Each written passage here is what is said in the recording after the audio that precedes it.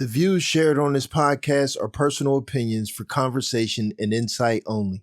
Guest perspectives are their own and do not necessarily reflect the views of Kalaj Dame or this podcast. Nothing discussed here should be taken as legal, financial, medical, or professional advice. Always do your own research and make decisions based on your individual situation. This podcast is about bringing you diverse topics across vast subjects. 1 minute you might watch a video about fishing. Next video might be about hip hop, therapy, nursing, whatever. The point is that there's dots that connect across all of these different subjects to help teach us things.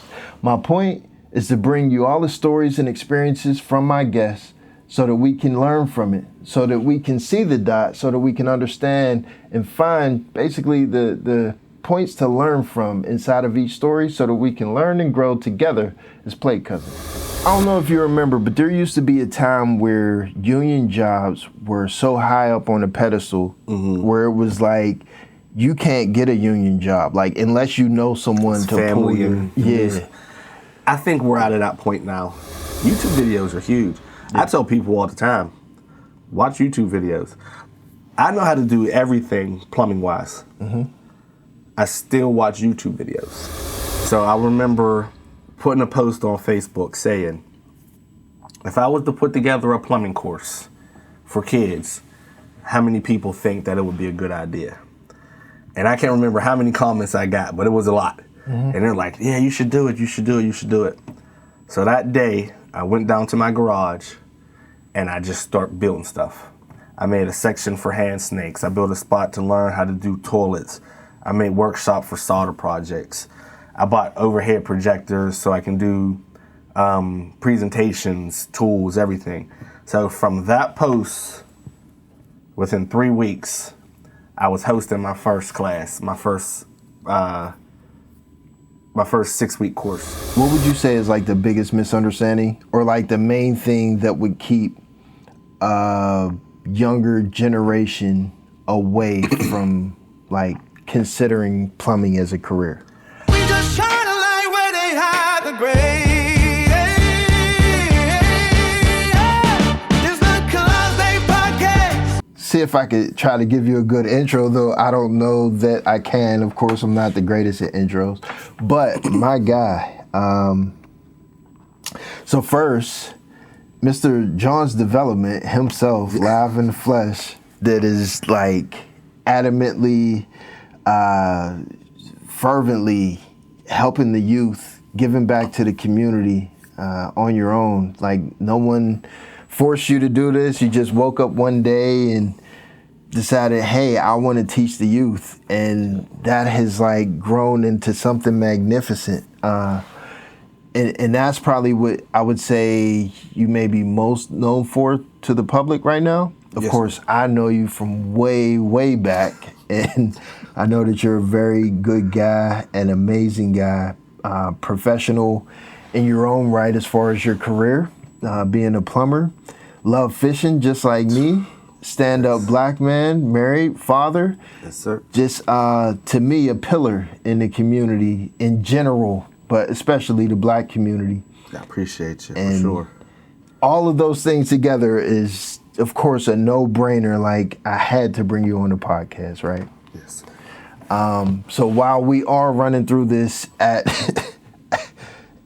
if we have never done it before, and the audience probably isn't aware of this, we are allowed to update and let people know that we have done this. So for everybody thinking, like, yo, why is it taking so long for him to get Jim on the podcast? He's actually been here before. Yep. But we had some technical issues, some difficulties. We had to reschedule and come back at it. But welcome to the Kalaj Dame podcast for the second time, brother. Appreciate you, good brother. Appreciate you. Man. It's always good to sit back and talk with you. Right? I appreciate that, man. I'm still amazed that people enjoy talking to me for this long, sitting here in the room. But it's always a good conversation. Always. Man, and there's been some updates since the last time we sat down, right? There's been a lot of things changed, a lot of things in the works that weren't in the works before. So Should be a good conversation. Oh yeah, that I've interviewed a ton of other people. Had like some viral moments. I know you've received grants, haven't you? I won one. I won a $1,000 grant back in, was that April maybe? I did win a $1,000 grant down. It was a thing at Emerald City. Okay. Miss Latrinda, she was given on a grant. I ended up winning a $1,000 grant, which was awesome. So that was the first one that I've ever won. Wow. Did you write that one yourself?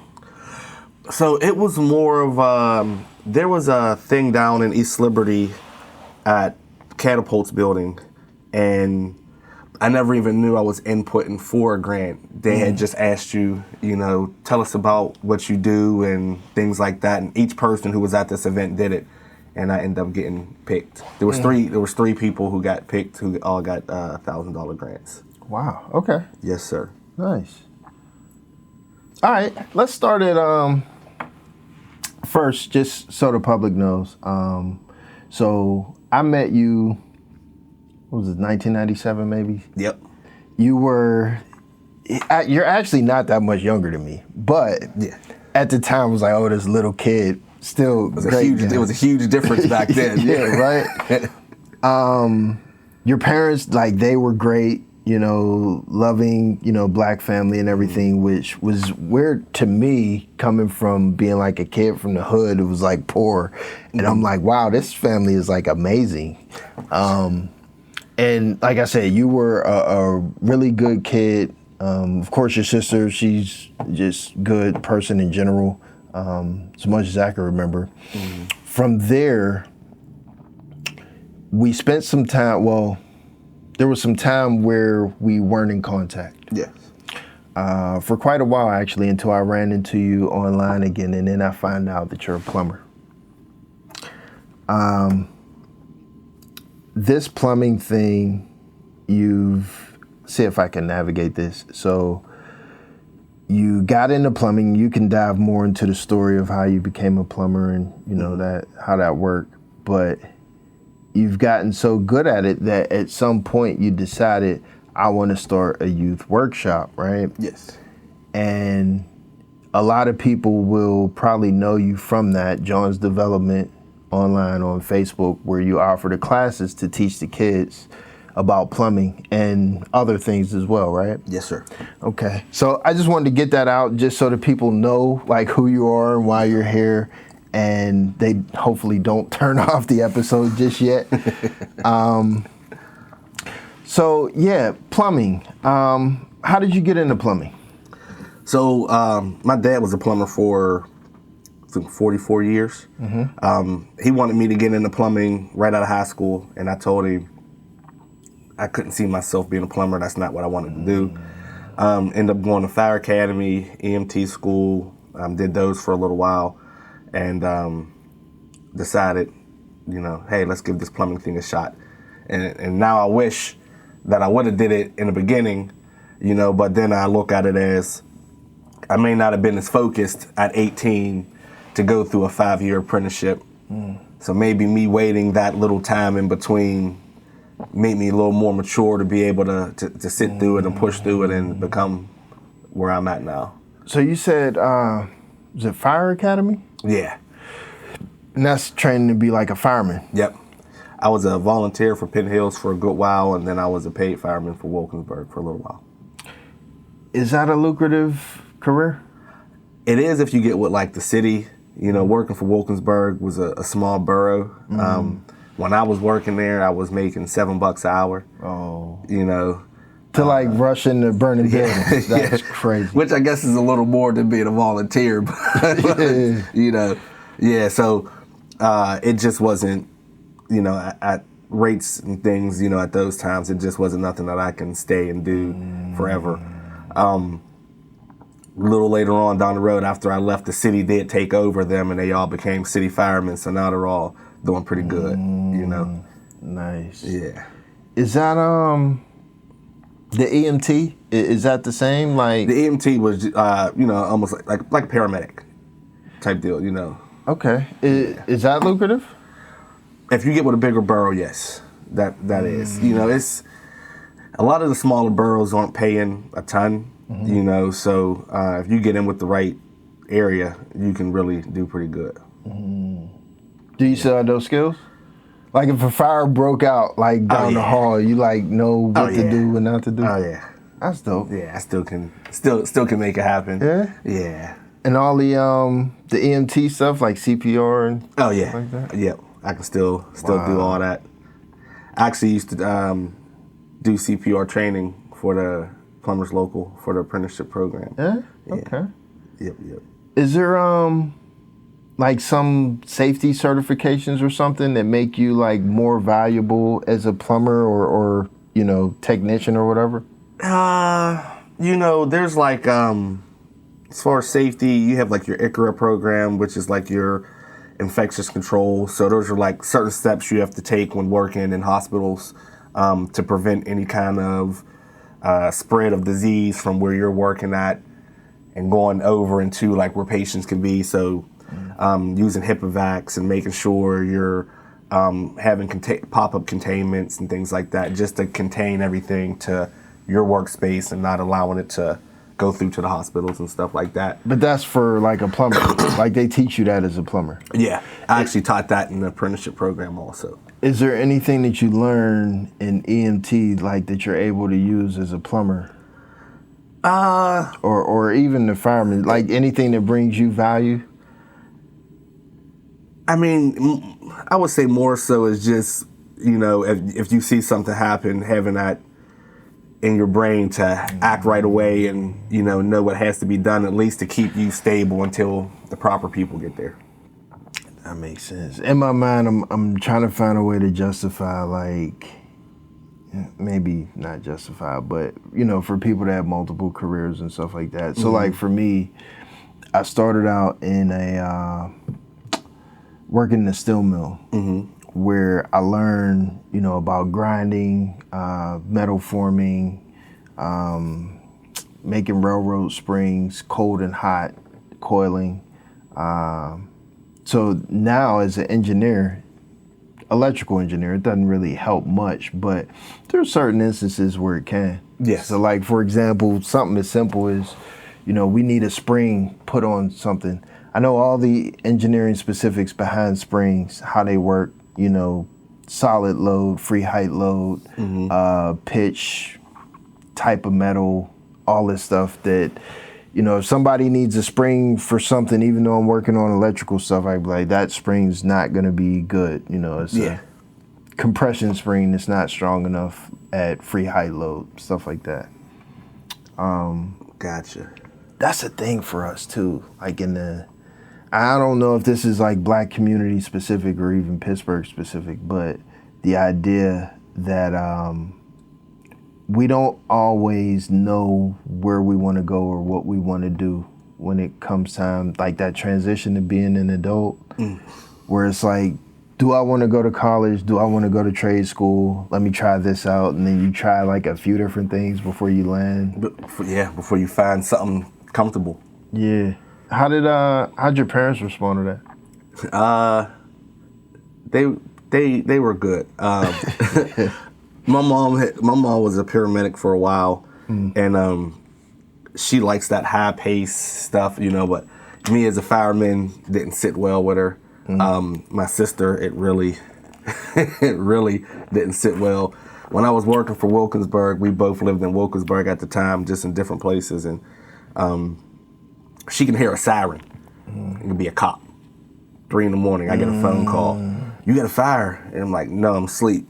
I hear sirens. You sure you don't got no fire? And I'm like, no, I'm asleep. You know, so I think me not doing that now was a big calming point for them. You know, not that what I do is the safest thing now, but it's not me running into a burning building.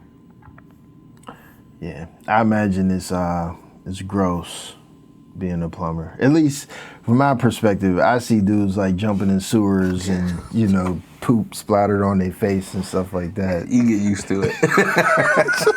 You just make sure your mouth is closed. That's crazy. I would have a mask, bro, like an N95 on my joint. I can't.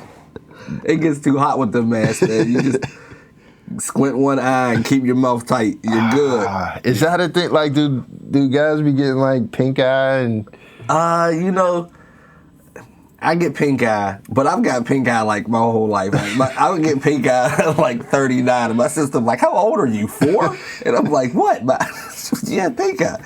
But no, I don't think ever from, you know. I think it's just like I think I get it more getting dust and stuff in my eyes than anything else. That's wild. Was it something you fell in love with, like the moment you started actually doing it? Yeah, because I like working with my hands, and that gave me a chance to, do stuff and actually sit back and be like, wow, like, this turned out pretty good. Like, I know what I'm doing. Okay, I got like 1,000 questions I want to ask about this. I'm so curious. Main thing I want to know is, what would you say is like the biggest misunderstanding, or like the main thing that would keep younger generation away from like considering plumbing as a career? The biggest thing would be everybody thinks all we do is mess with poop all day. That's the biggest thing. There's so much more. We maintain swimming pools.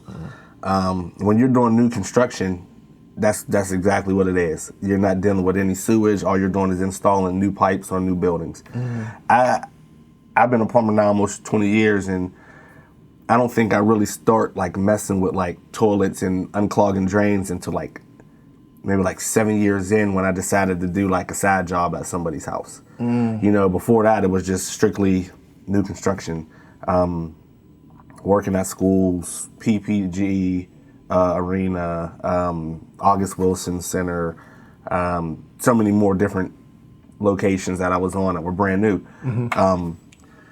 Medical gas in hospitals, operating rooms, that's all done by plumbers. Everything that's used to work the booms and run the tools, all plumbers. So there's a lot more than just CAD, being in the office and doing the actual plumbing drawings that are the blueprints for jobs, plumbers. So wait, that's the thing? You actually like sit in the office and draw and CAD? Do the blueprints. Yep. Is that for every job? Yep.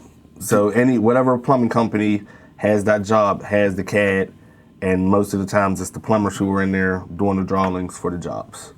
That's interesting, because I don't know that electricians do the same thing. Typically it's the engineer to do electrical drawings, right? I believe so. Because I know a lot of guys who are apprentices, first, second year, who are amazing at CAD, and that's what they did, making journeyman rate, doing blueprint drawings. Wow. Yeah. You get paid journeyman rate if you're doing blueprint. Okay, let's go into that a little bit. So what's the difference between a journeyman and apprentice? An apprentice is, one, you're not licensed. So when you go through your apprenticeship program, it's a 5-year program. So after your first 4 years, you take your journeyman license. At that point, you're a journeyman plumber. But you still got to do 1 more year of schooling. In that last year, you do your backflow prevention class, you do your medical gas classes. Then at that point, you're finished with school, and then now you're a journeyman. So, see if I can put this in like my own form of layman's terms. So, I remember you telling me they do a application period around the beginning of the year. Yes, sir. That's the thing. That's they usually do application March, April-ish.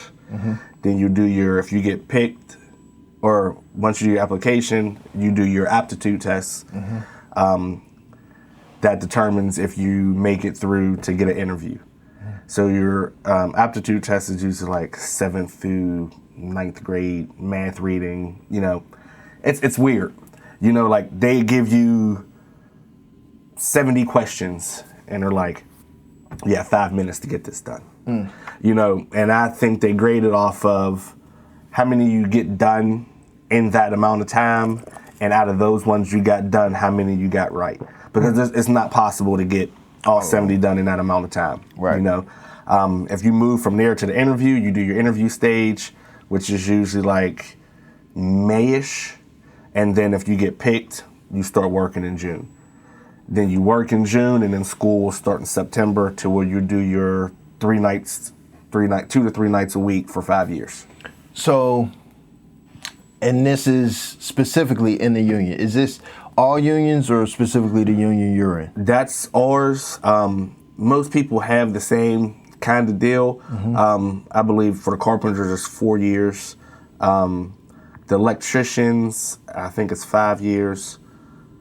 As an apprentice? As an apprentice. The carpenters, I know they go to school during the day. We do evening classes, they do during the day. So they'll work 3 weeks a month, and then they'll file unemployment and get unemployment for that 4th week and go to school during the day. To us, we work 40 hours a week, and we go to school two to 3 nights a week from 5:30 to 8:30. Okay. Yeah. So I would, let's say if I want to be in the plumbers union, I would fill out an application. Yep.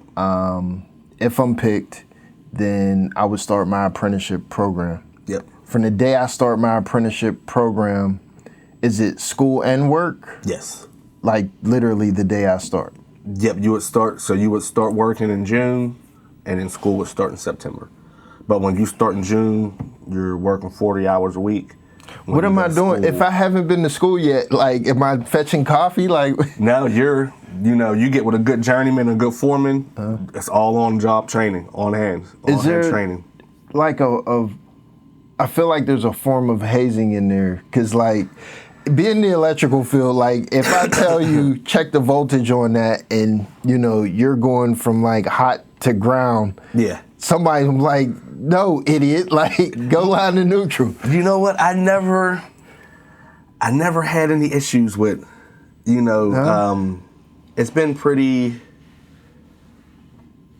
solid, okay. And there may have been 1 or 2 times where I had to, kind of put somebody in their place, but it wasn't that often. Everybody's pretty cool, pretty laid back, all about, showing you what's going on and, making you as comfortable as possible, in your learning process.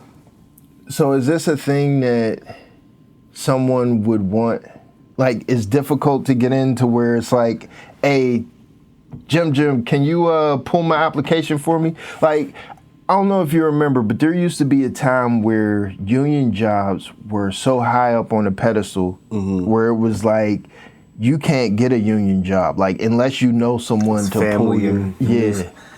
I think we're out of that point now. Now me, I can put a word in for somebody, and like I guess you could for any job.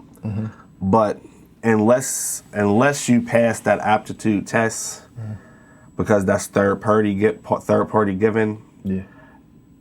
There's nothing I can do before that aptitude part. Right. I can say, hey, this person put an application in, great person, hard worker, super interested in what's going on. But unless they do that aptitude test and make it past that aptitude test, there's nothing else that I can do beyond that point. Because that's that's done outside of the local. They have nothing to do with the grades of that or checking the grades and stuff like that. Yeah. Are you reluctant to put your neck on the line or use your name to refer people sometimes? Like if it's somebody that's like lazy or, be showing up late and stuff, it's like, nah, you ain't using my name, brother. Yes, because I have a pretty strong name, and if I'm gonna mess my name up, I want to be the one to mess it up. Yeah, I don't want to let anybody else do that. So and I let people know from the jump, like, look, if I'm gonna say this about you, don't make me look bad. I dig it. That's interesting though. Okay, so I start in June. Yep. My apprenticeship. and September I start in school. Yep. And you said what, 2 days a week? 2 to 3 days. So a lot of times it's like a Monday, Wednesday, every other Thursday, or a Monday, Tuesday, every other Thursday type of deal. While I'm working 40-hour weeks? Yes. So is there a standard in how you get paid, or is that negotiated? How's that work? There's a standard wage. So you make this much as a first year, as much as a second year, this much as a third year, this much as a fourth year. So you used to get a raise, it was like every 6 months. Now it's every year, I believe. I would have to look at the numbers. But I want to say it might be like $3 or $4 raise every year. Wow. Something like that. You know, and I think right now, not 100% sure, but I would say first year, starting off, no experience, got to be anywhere between $24 and $27 an hour right now. Wow. And I think topping out right now, I want to say journeyman making like $53 an hour. Really? And that's just in the envelope. That don't include bonuses, insurance, and whoa, all that, you know. So total package with your insurance and everything and your hourly rate, you're probably $150, $175 an hour. Interesting. So, okay, I said bonuses, and that just kind of jumped out at me. Are there actual bonuses? Not that I've ever seen. As a foreman, you make more than a journeyman because you're running a job. Now, from what I'm told, is a lot of times depending on, you know, what they bring you over for, you can negotiate somewhere. They might give you like something around Christmas or something like that. But you pretty much have that base rate that everything goes off of. And you're allowed to like negotiate on your own behalf for stuff like that? I think you can negotiate little side stuff, you know, because working out in the field, you don't usually get paid vacation, paid holidays, paid sick time. Yeah. Now, if you're coming in on a job and that's something that you would want to try to see if you can get, you can negotiate something like that. But price-wise, I don't think that can be negotiated. I know, so I used to be in the union. IMAW, International Aeronautic Machinists and something workers. I don't remember. It's been a long time. But that's the union that I have a pension in right now. So like when I go to retirement and stuff, hopefully if there's any money left, I'll get a pension. Be able to pull from that, yes. Yeah. So when I was in this union, it was difficult for me to work in a union because I am like a self-propelled, like self-driven guy where I understand, you know, we're all united together. Yes. But at the same time, I'm competitive in that I'm going to break my neck to go above and beyond because I want more. And I used to tell people like, yeah, a union is great if you just want to come to work, get paid for what you do, paid decent, and be protected. But if you're a guy that like wants to exceed and excel past, and you know you're competitive and you want to be driven for more, union may not be the best choice for you. You agree with that? Yeah, I can see things that way. Now you can always, because it just to add, it may be just like my union experience in my union, because here you explain, like the union I was in didn't operate like that for the job that I worked. yes. So that does make sense. But you can always, you know, get to a point to where you get to the union, you do your schooling, you get your journeyman license, you go back, take your master's license. Now you start your own plumbing business. Now you can have a plumbing business inside of the union. Now you're setting your numbers, you're bidding on your jobs, you know what I mean? So at that point, you're growing how you want to grow. Right. You know, you're able to do residential, you can do commercial, you can do both. You know, so at that point, you can, you know. What's the point?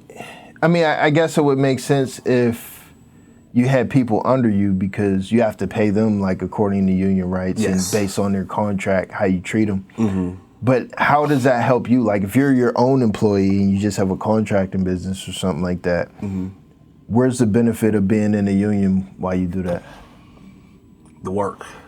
They feed you work. There's more work that's available, you know what I mean? Because now a lot of people want union companies. You know, so if you're a non-union contractor and you have a lot of these big union jobs going on, they're not even going to look over at you. You know what I mean? But, you know, you call it, hey, I got 10 guys, this, and that. These jobs are available. I'm going to go take a look at it. I'm going to put a bid in on it. Put the bid in on it. They accept your price. You go to work. So even though you're in the union, you still got to bid on jobs? Yeah. But because you'll have, say, 30 people bidding on this one big job. You know, so whoever's numbers are coming in correctly, that's who that company's going to go to. But if that falls through, then you got 4,000 other jobs that are out there that you can bid on and get money from, you know. And as an owner, now you're making some big money that more than, you know, as a worker, you know, and then you're not on your hand, you're working with your hands.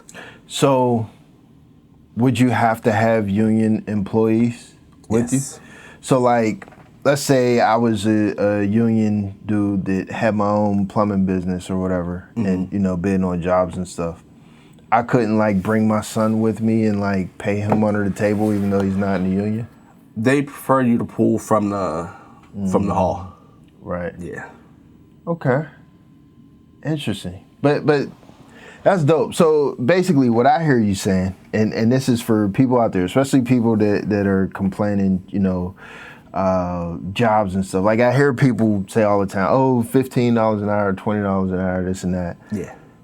If, you know, 2027, around March, April, you could apply to be a plumber, take this aptitude test, and interview. You know, if you get past all that interview, and then June, if you're chosen, you will start as an apprentice. Yep. And be paid somewhere, we'll say average $25 an hour. Yep. And start school in September. Yep. And for the people that don't know, $25 an hour is roughly like $50,000 a year, right? Yep. And that's straight time. That's with no overtime. With no overtime. Yeah. And they'll have benefits, right? Yep. Start off with benefits, everything. Wow. That is huge. And this is the even bigger part. Now, I don't know what it is now. It may be a little different, but if it is, it's nothing major. When I started off, it was $500 to go to school. So when I got accepted into the program, I paid $250. Worked my whole first year. At the end of my first year, I paid another $250. And that was all I had to pay to go through the program. Is that out of pocket or they take it out of your check? That was out of pocket. Okay. Yeah, so it's $500 total to get in, plus the $30 application fee when you apply. But you're already working, so it's kind of like they just bill you for it. Yep. And compared to college rates right now, $500 was a drop in the bucket. Yeah, you know what I mean? That's crazy. I made that back. I doubled that in my first paycheck as a first-year apprentice. Yeah, I think, if I can remember correctly, I started making either $35 an hour. It was like 2020. But that was after $30,000 worth of tuition in school. Yeah. Which, like, that was nuts. So I got guys who work on a Sunday, and they're you know what I mean, who I'm friends with, and they're making $106 an hour on a Sunday, working an 8-hour shift. Yeah. You know what I mean? Is that, what, like double time and a half or something? Double like that? time, yeah. Yeah. So, I mean, it's rare you see anybody making $106 an hour. Like, that's crazy. Yeah, that's like doctor, physician pay, yeah. Toilet doctors. That's nuts. So, you said you've been doing this for 20 years. Yep. And you work for the school system now? Yes, I've been there 11 years. Pittsburgh Public Schools? Yeah. So I know like you're a plumber in general. Yes. And in my mind, I'm thinking, like, maybe they just get a plumber and, okay, you're working at this school today. But I can't imagine that a school just has plumbing issues all day. They do.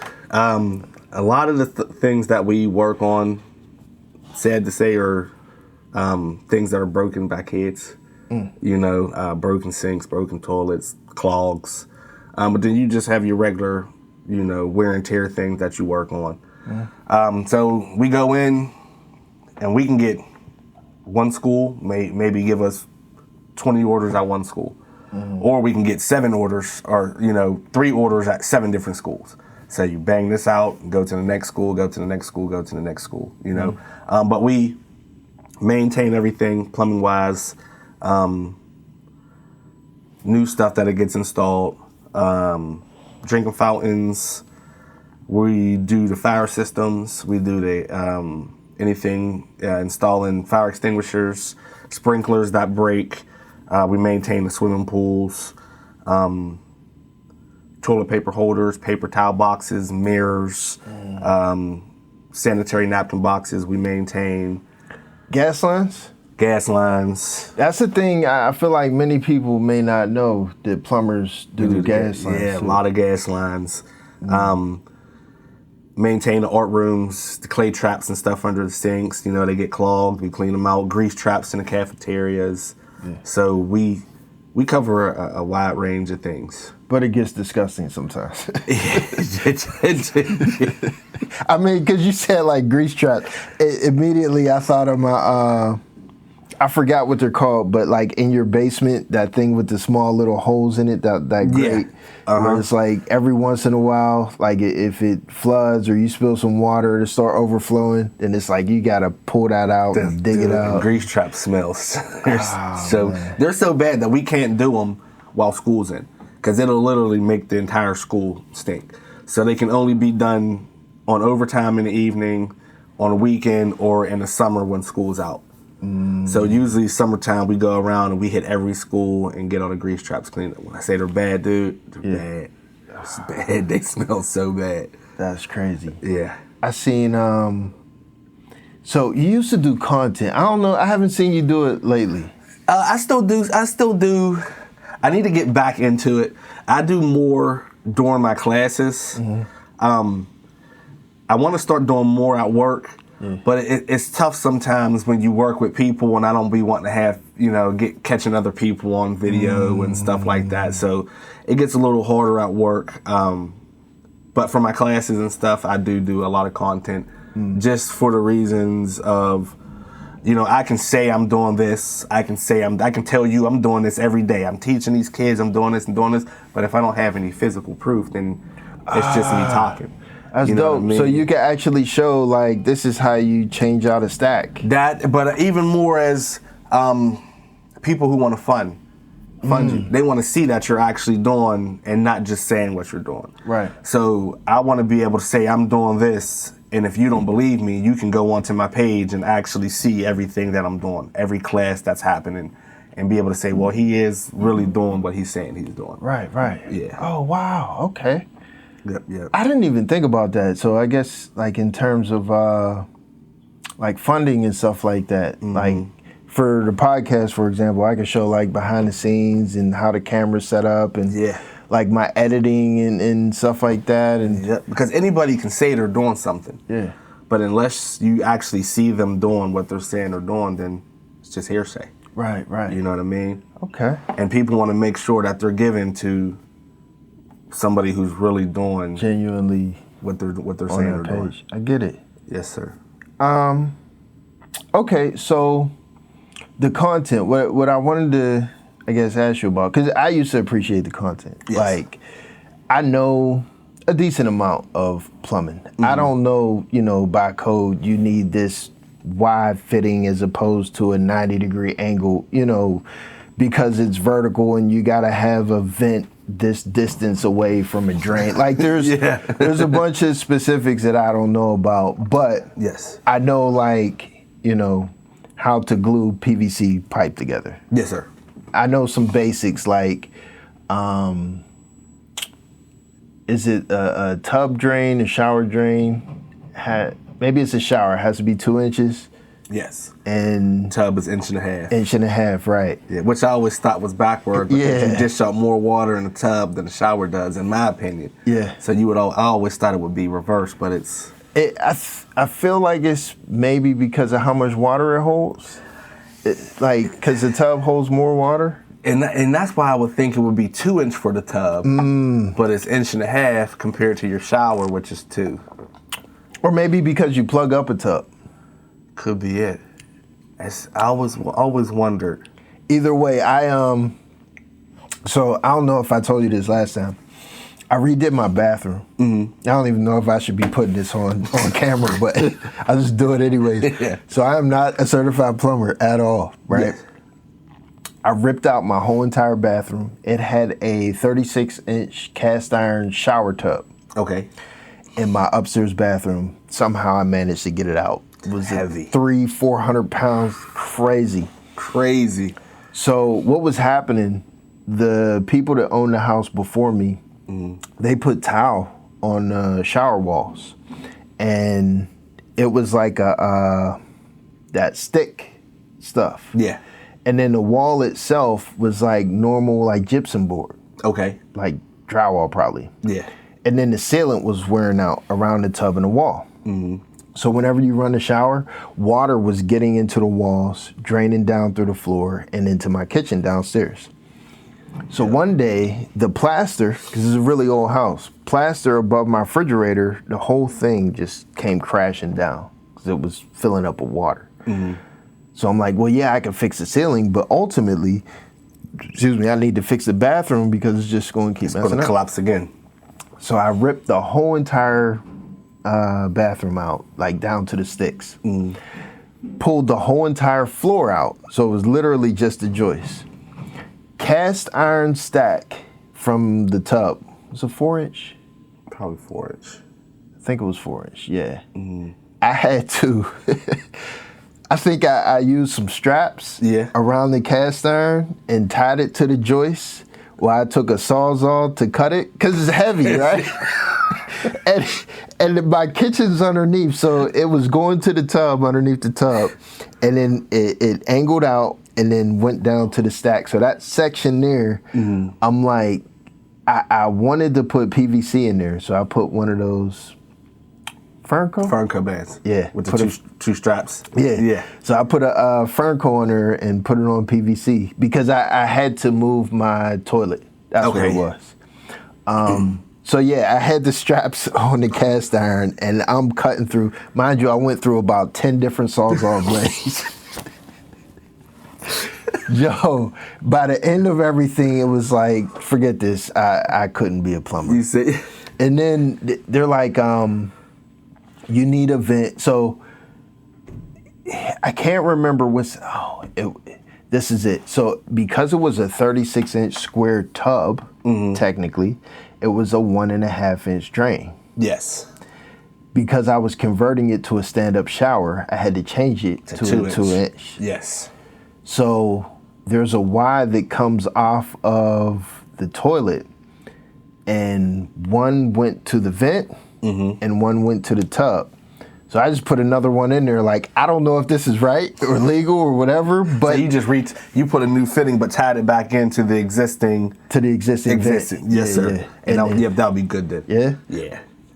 Hopefully. I had to cut through the joist, and it was bad. If it's not vented correctly, you'll know right away. Okay. It'll drain weird. You'll get a lot of gurgling sounds, and you would know if it was wrong. Yeah. Okay, that made me feel a little bit better. But yeah, man, I was a plumber for that. It took me almost 2 years to finish the project because I was super lazy about it. But I did everything. I used I mudded a new pan. I did all the tile. I did the shower liner with the red guard underneath. So you did the whole 9 yards. 100% everything. Nice. It turned out good. It looked nice. I don't know if it worked okay. And it's funny you said that because I get a million calls, dude. I'm getting water downstairs in my floor below. I think all my pipes are bad underneath my underneath my shower. Yeah. I don't think I've ever seen the piping underneath the tub go bad. A lot of times it's copper, and if it's not the actual drain boot going bad, I've never seen the piping really mess up. And I tell people all the time, it's one of three things. I say, check the caulking around your tub, where your wall and your tub meet. If that caulking goes bad, it's going to leak. Yeah. I'm saying, what's the first thing everybody does when they get in the shower? They turn the water on, they turn the shower head, and they turn it against the wall so it doesn't shoot them in the face. Yeah. Then they get in, and then they move the shower onto them.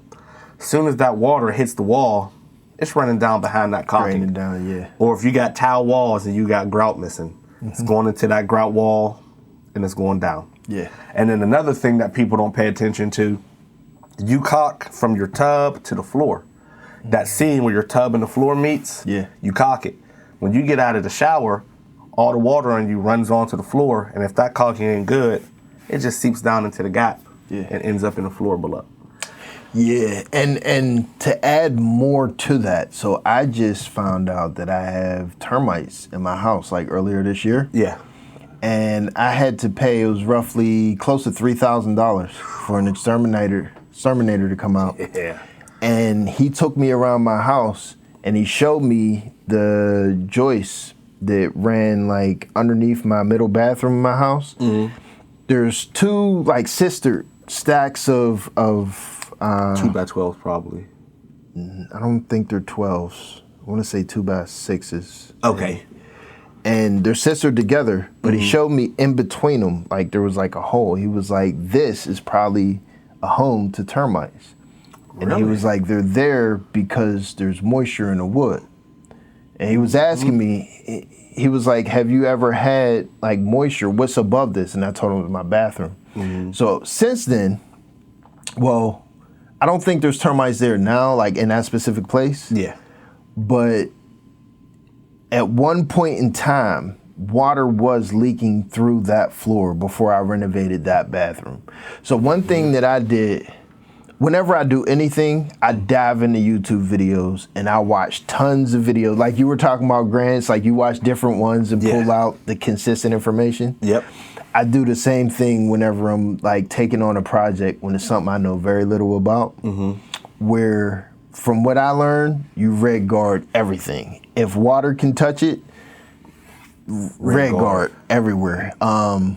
It's a protector. Yeah. And that's what I did. I put the Hardy backer board like over the floor, over the subfloor, red guarded everything, and then I laid down like my, I think I used Life Proof. Okay. Vinyl tiles. Yeah. But yeah, that's the thing. So especially for people at home, if you have moisture anywhere in the house, that's basically what the termites, like they chew through and shit. Yeah, like when it that. and it's funny because you said you watched, the YouTube videos. YouTube videos are huge. I tell people all the time, watch YouTube videos. I know how to do everything plumbing wise. I still watch YouTube videos. Okay. Is there, I don't know how this is for you. So I'm not an electrician, right? I used to be an electrical technician. Like that's how I got my start and then became an engineer, electrical engineer. As an electrical technician, I know electrical theory. I know how electricity works, but I haven't seen every component. Okay. It's different when you're working with industrial stuff because you can't just watch a YouTube to operate a motor starter or something. You know what I mean? That's a little bigger than... Yeah, like the average person is not going to be it's showing like you. a residential light switch or something. Yes. But I still need to find some source of information, whether it's residential or industrial, whatever, because it's like, how do you... I've never seen this plug before. Yes, I know how electricity works, but how do you install it? How do you remove it? Like that type thing. Yes. Is that a thing for you where you like constantly like need to learn how to use like new stuff? And they do. There is a lot of updates, as far as parts, different guts for toilets and different things like that. A lot of the times, the instructions come with what you buy, but most things I can look at and kind of figure it out myself just by touching it, you know what I mean, and seeing what it is. I can usually take the new one out and see how it's put together and be like, okay, it clicks in this way, so to remove it, it's this way, you take it out, and, so there is a lot of updates, a lot of different things, but mainly I can figure them out without having to do YouTube. Now, when I do watch YouTube, the main reason I watch YouTube is I can do this job. I know how this job works. I can repair it.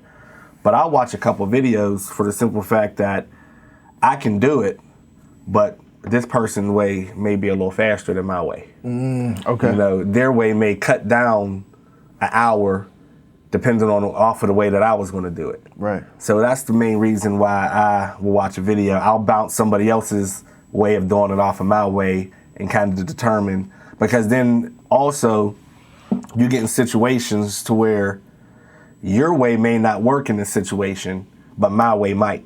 Okay. Or my way might not work and your way does. Right. So if I watch a couple videos on how to do it and I attempt it my way and I'm having a hard time, I can say, oh, well, RJ did it this way. Let me try that way. Yeah. And boom, it works. Interesting. So that's why when I teach, like when I taught the apprenticeship program for the local, I would teach them a certain way. And they would say, well, such and such taught me this way. Does that mean his way's wrong? And I go, no. As long as the job gets done, there's no wrong way. But you use his way and my way and Bob's way and Jeff's way in the right time. You know what I mean? Okay. In a different situation to where the three people's might not work, but Jeff's might. Right. So that's where learning different ways comes in handy. Right. But no way is wrong unless it's not getting completed or it's not working. That's when it's wrong. But as long as the job gets done, whoever's way you use doesn't matter. Doesn't matter. It's kind of like whatever's, I guess, more effective, more efficient. That makes sense. Would you advise like a homeowner to watch YouTube to like do their own, we'll say small plumbing jobs, like switch out their P-trap or stuff like that? I tell them all the time. Yep. What about a larger job, like if they want to replace a toilet? Yep. Cutting out a stack? PVC stack? If they're good with their hands, yes. I wouldn't say, dive into it if you've never used a saw or never touched a tool before. Yeah. But if you're a handsy person, knows the proper operation of tools and everything, I wouldn't see nothing wrong with that. I needed that to give me some confidence to do mine. I would definitely. You know what? I need to move mine. I don't know the laws behind it. Maybe we can talk off camera. Oh, yeah. I'm like, see how? Yeah, definitely. Do that. I think I have more. I wouldn't say more than one, but I think it like comes down in angles and then goes down. I told you this before. I have like the sump pump pits. Yeah. Where my middle bathroom comes down to like a pit and then it's pumped back out up into the stack. Because of the elevations and everything. Yeah. The sewer's probably higher than your basement floor, so it has to be pumped up to the street level. Is that what it is? No, it's so the bathroom is. What is this? This is the bathroom. This is the floor, and it's like it goes down to the floor, and then it's pumped back up to like this angle where it goes to the stack and down, and then the sewer level is like here where it goes down to the street. It's a really old house. You know what? That's what I wanted to mention too. For people that have really old houses, where back in the day, a lot of people like MacGyver stuff. There was a lot of MacGyvering going on. Where you see a lot of duct tape and Band-Aids and rubber bands. Coat hangers holding stuff together. Yeah. And you're like, crap, now I gotta fix And that's the thing. Like, have you ever went in on a job and Like your intent was just to fix this one thing, but because it's been MacGyvered together, now you got to like run this whole new line. A lot of times. There's so many times where you go to fix one thing and you're like, as soon as I touch this, I know everything back that way is going to break. You know, and then that's where you have to talk to the homeowner. You say, I can cut this out to my best ability and replace this. But at some point, if not right now, that's going to have to be changed. And you get the people who will say, well, just fix what's bad. And you say, well, me working on this, I'm not responsible for anything back here. I'm just letting you know. If it busts or something like that, that's on you. Yeah, you know, or you get the people who say, well, let's just get it done right the first time. Yeah. And let's whack it back here and go all the way through. Dude, that is so frustrating. I've had a situation like that. I think I told you when the hot water tank was leaking. Had a crack, I believe, in it. Yeah. Where what happened was my water pressure was really low upstairs on my second floor. So I have, I believe it's 1-inch water pipe that comes into the house. It's stepped down to 3/4. And then it stepped down to 1/2 inch. Yes. That feeds the whole house. So the people that owned the house before me went to the regulator and turned the regulator up. Okay. And it was up like over 100 when it's supposed to be what, like 60, 70 or something like that? Say between 60 and 80. 60 and 80? So you have like your pressure reducing valve or your pressure relief valve on your hot water tanks. Right. They're usually like 150. So anything above that's going to automatically trigger that relief valve to shoot off. Shoot out, yeah. You so know? it wasn't at that yet. Okay. I want to say they set it for like 100. Whatever they set it at, the plumbers that came, they swapped out the hot water tank, but they're like, also, we need to switch out your regulator. Because it's been operating at this 100, it's all rusted out and everything like that. We can't fix it without breaking it. And if we don't fix it, the rest of your plumbing fixtures are basically at risk. You know, freaking blowing all the springs and screws and everything. Yeah, because apparently your plumbing fixtures aren't designed to operate at 100 psi. No, everything got a rating. Yeah, and I had no idea this was the thing. So I'm like, okay, go ahead, replace that. So now we go from a $2,000 water tank to, I want to say a regulator's might be $100 at the most, but for them to switch it out, we're talking a few $100s. Yeah. Bro, like... It adds up fast. Yeah. And a lot of these companies' prices, dude. I'm not even going to get into how I feel about, but it's... I mean, I understand a lot of these companies got overhead and they got to make their money. And I guess with me not having the overhead, I'm more comfortable charging a lower price because I'm not paying for 75 trucks. I'm not paying for electric bills and gas bills and everything at my company, and not paying for my workers to work. Because what made sense to me, I took a service class in Ann Arbor, Michigan. And I always wondered why these companies charge so much. And I had to have it broke down to where it made it more understandable. We'll just look at it this way. I own a company. I have a secretary. I'm paying my secretary. I'm paying my gas bill. I'm paying my light bill. I'm paying my workers $40 an hour, okay? And those $40 an hour, 8-hour day, say in an 8-hour day, you're doing 4 hours worth of work. Because now you have to add in travel time. You have to add in lunch breaks. So if you're doing 2 jobs in 4 hours, I still have to make sure that I'm charging enough for these 4 hours to cover an 8-hour day. Because my guy's still getting paid for 8 hours, even though he's only doing 4 hours. Right. But he's there for 8. Right. So now your pricing has to go. Now you're putting gas in that truck. Now you're paying insurance on all your vehicles. You're paying insurance on your property. You're paying for all the materials. You know what I mean? So now you look at it as in a year, If I spend $500,000 on just paying my guys, paying my utilities, paying my warehouse fees and my department fees, I have to make $500,000 just to break even. Yeah. And who wants to work just to break even? Yeah. From what I understand, that would still be considered a small business. Most small businesses only make, on average, I don't know, maybe like 15 to 20% profit a year. Mm-hmm. And that's on a good year. Yeah. So a lot of times it can be between 3 to 10%. Yeah. You know, which is, you're not really racking it in. Yeah. You know what I mean? So that's when it started kind of,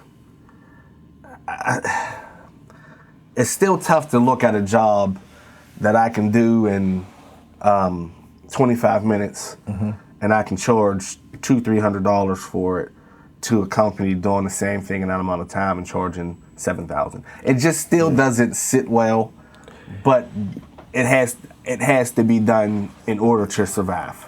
So I've been speaking to some people, and just about this idea of poor people need help. And when I say poor, take that extremely vague. I mean, some people that are middle class that are, surviving financially might fit under that quote unquote poor. Yeah. But we need help to the point, and this is like one idea I would pitch, of to form a company that services corporations, people with money, that we're operating by the book and charging them appropriately, where we could then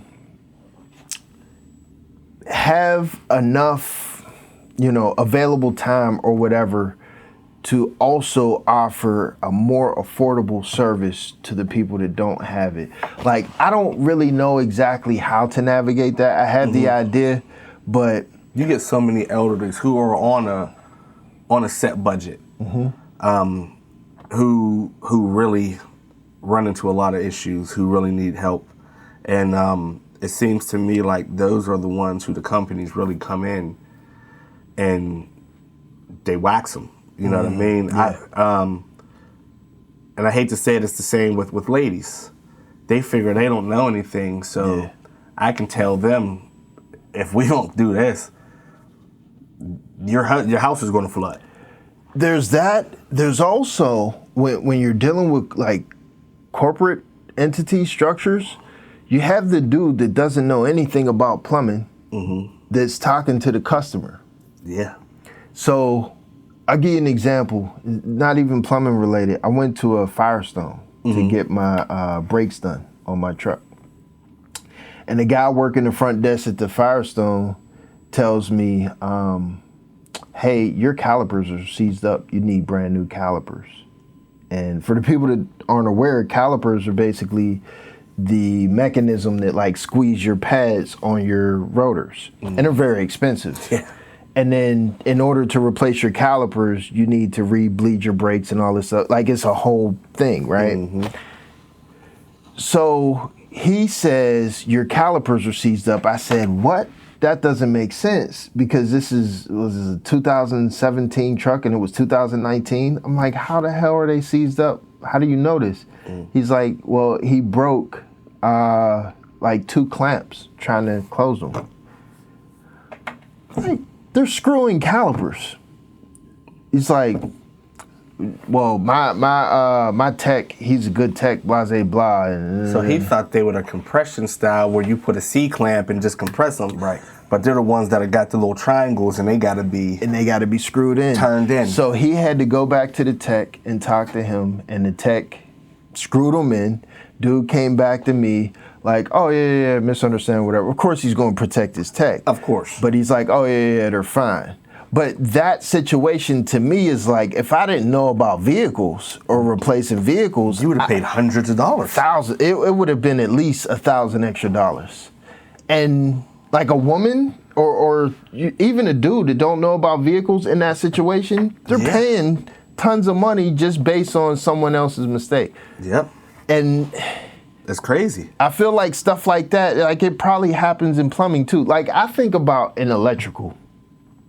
How many technicians and electricians do I know personally that don't know they shit? Probably a ton. A ton.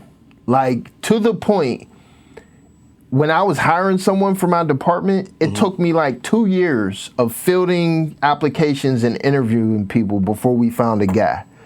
Yep. And it's like, these are the technicians that could be walking into someone's home and saying, oh yeah, your so-and-so is broke.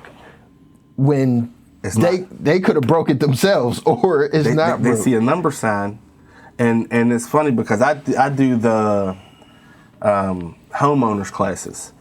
I do new homeowners classes, homeowner maintenance classes, and I teach plumbing. And that's within the group? That would be for adults. But still under that same umbrella? Yes, still under the same umbrella. We're going to get to that definitely, okay. Yes, and and this is what I tell them. When I teach the class, so there's two purposes to the class. The purpose of the class is one, for you to learn the smaller things, like the things where you can spend $30 on material and do it yourself in 15, 20 minutes. And to where a company would come in and charge you $500 to $1,000 to do this. So one, you learn how to do that. It gives you the confidence to attempt some of these smaller things that you usually wouldn't attempt, you know? But one of the more important things to me, it teaches you the lingo. It teaches you the ins and out of everything. Because if a contractor comes in and talks to you, that first little 3-4 sentences that they ask you questions, as soon as they see you don't know what you're talking about, try to spin you. They spin you. Yeah. But if you learn that lingo, you learn a little bit of the ins and outs, how things operate, and they see that, then they know that they can't get over on you. So I want to give you the hands-on skill. I want to give you the confidence to attempt them, but I still want to give you that knowledge to where when you're having a conversation about something that's bad, you can go back and forth and know what you're talking about and know what these contractors are saying to you without getting ripped off. Has there been any like praise reports on like situations they've been through? Like, has someone been through your program where they come back to you like, yo, this situation, it helped me? Dude, I get calls all the time, text messages, guess what I did? I changed my toilet. I remember you said this, this, and this. You was spot on. Hey, I did this. Yeah, a lot. I get it a lot. Yeah, I get it a whole lot. And it's dope. And I tell them all the time, too, like, if you're having an issue, call me. Call me on Facebook Messenger. Call me on FaceTime. Like, I'm not going to charge you. I'll sit here on the phone with you, and I'll walk you through it. Yeah. Whatever it is, just call me. You know what I mean? Because I see it this way. I'm not out to kill nobody's pockets. I ain't out here to get rich off of doing nothing. If I can walk you through something over the phone, it is what it is. As long as it gets fixed, that's all that matters. Okay. Before we leave your plumbing career topic, couple things I wanted to just clarify real quick. Okay. So, in plumbing in the union, you have apprentice, journeyman, and master plumber, right? Yes. Is there a pay difference between journeyman and master? No. So there's a pay difference between, between journeyman and foreman. Okay. When you're a foreman, you're running a job. You have a crew underneath you, or it can just be a single man crew to where you're doing everything, you're reading the prints, and you're doing the job. So there's a pay difference between journeyman and foreman. As a master plumber just allows you to do other things. So you can have your master's license and just be a journeyman on a job and just be working. Okay. You know what I mean? Now, in order to, like with residential and a lot of other things, you have to pull permits for jobs. Right. You know, as a master, it allows you to be able to pull a permit for a job. Okay. So me being a journeyman, I can't go down to the county, Allegheny County Health Department and be like, hey, I'm doing this job. I need to file a permit to get inspections and everything because I'm not a master. So a master's allow you to pull all those needed permits if you're flipping houses and you're redoing the whole plumbing system. Yeah. You have to have your master's to pull those permits to be able to do certain jobs, and that's what your master's license does. You could do that. You could pull permits if you're the homeowner, right? Yes, but no. You have to have a sign off from a master. Yes. That makes sense. Yes, so that's where your master's comes into play. Right. So if you don't ever plan on pulling permits or starting your own plumbing business, then there's really no need to get your master's. Because also on top of that, your license goes from $125 a year or $125 a year to I think like $350 a year.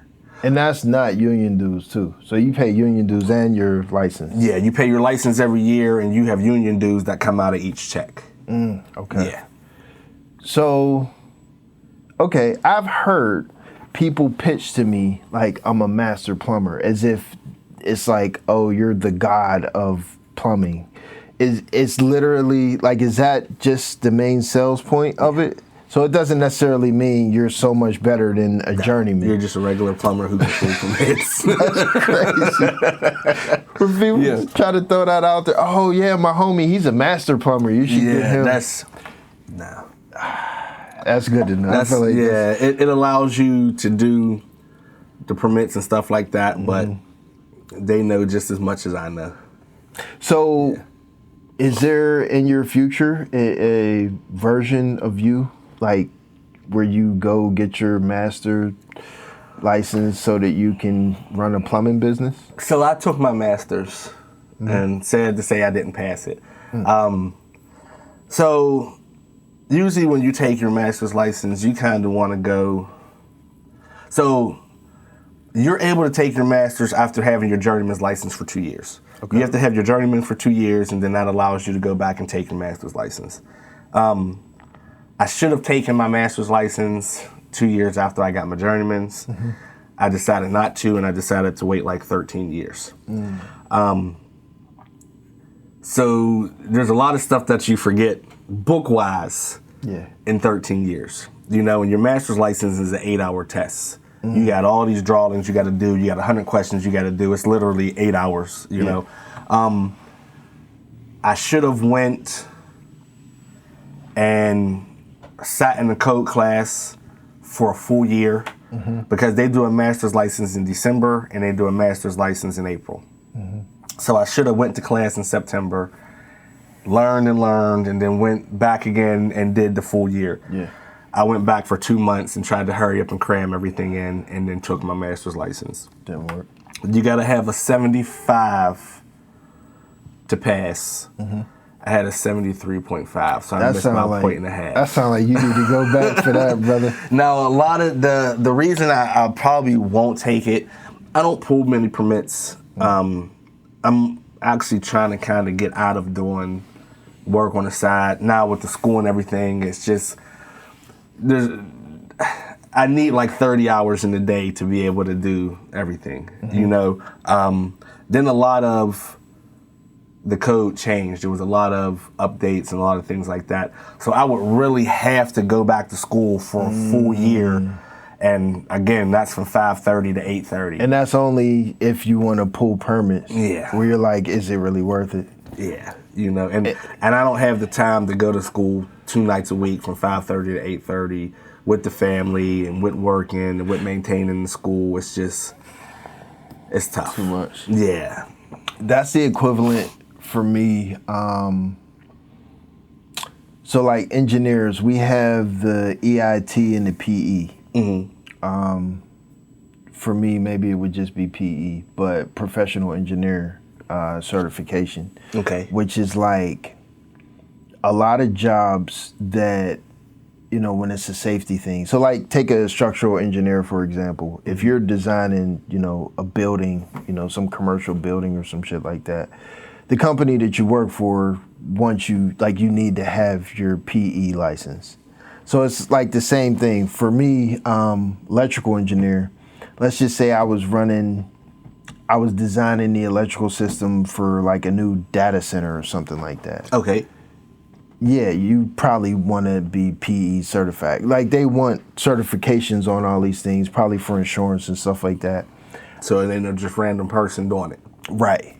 For me, it's been so long out of school. Like I looked at like a sample test of it, and they're asking about like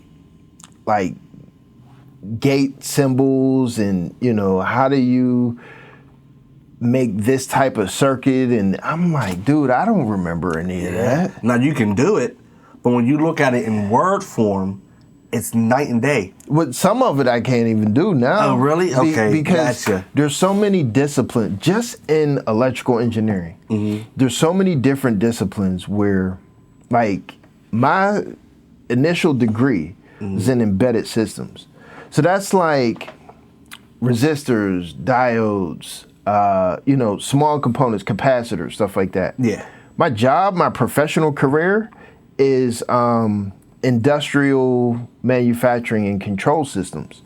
So here we're talking about like big contactors and relays and push buttons and HMIs and PLCs and stuff. There's no little components here. And, you know, like make a signal that like a low noise filter, you know, that filters out AC voltage or something. Oh, this resistor goes here, but based on its math equation, it needs to be this ratio to the capacitor. And I'm not doing shit like that now. So if you ask me like what the equation is and what the circuit looks like to filter out this AC signal, I think the equation is like R1 over R2, maybe. I don't know. Yeah. But to me, like, yeah, that's the equivalent of if I was going to go after my PE, I probably should have did it like right after right school. away, because you lose so much. Yeah. And like I said, I learned that, like, not learned that, but like the way things are worded, it's almost like they word stuff to confuse you trip you up, purposely. yeah. Because it's like, if you do this and this and this and this and this and this, and I'm like, what? And then I'm like, man, that's all you're saying is freaking putting a new handle in a toilet. Why is it worded like this? Yeah. You know what I mean?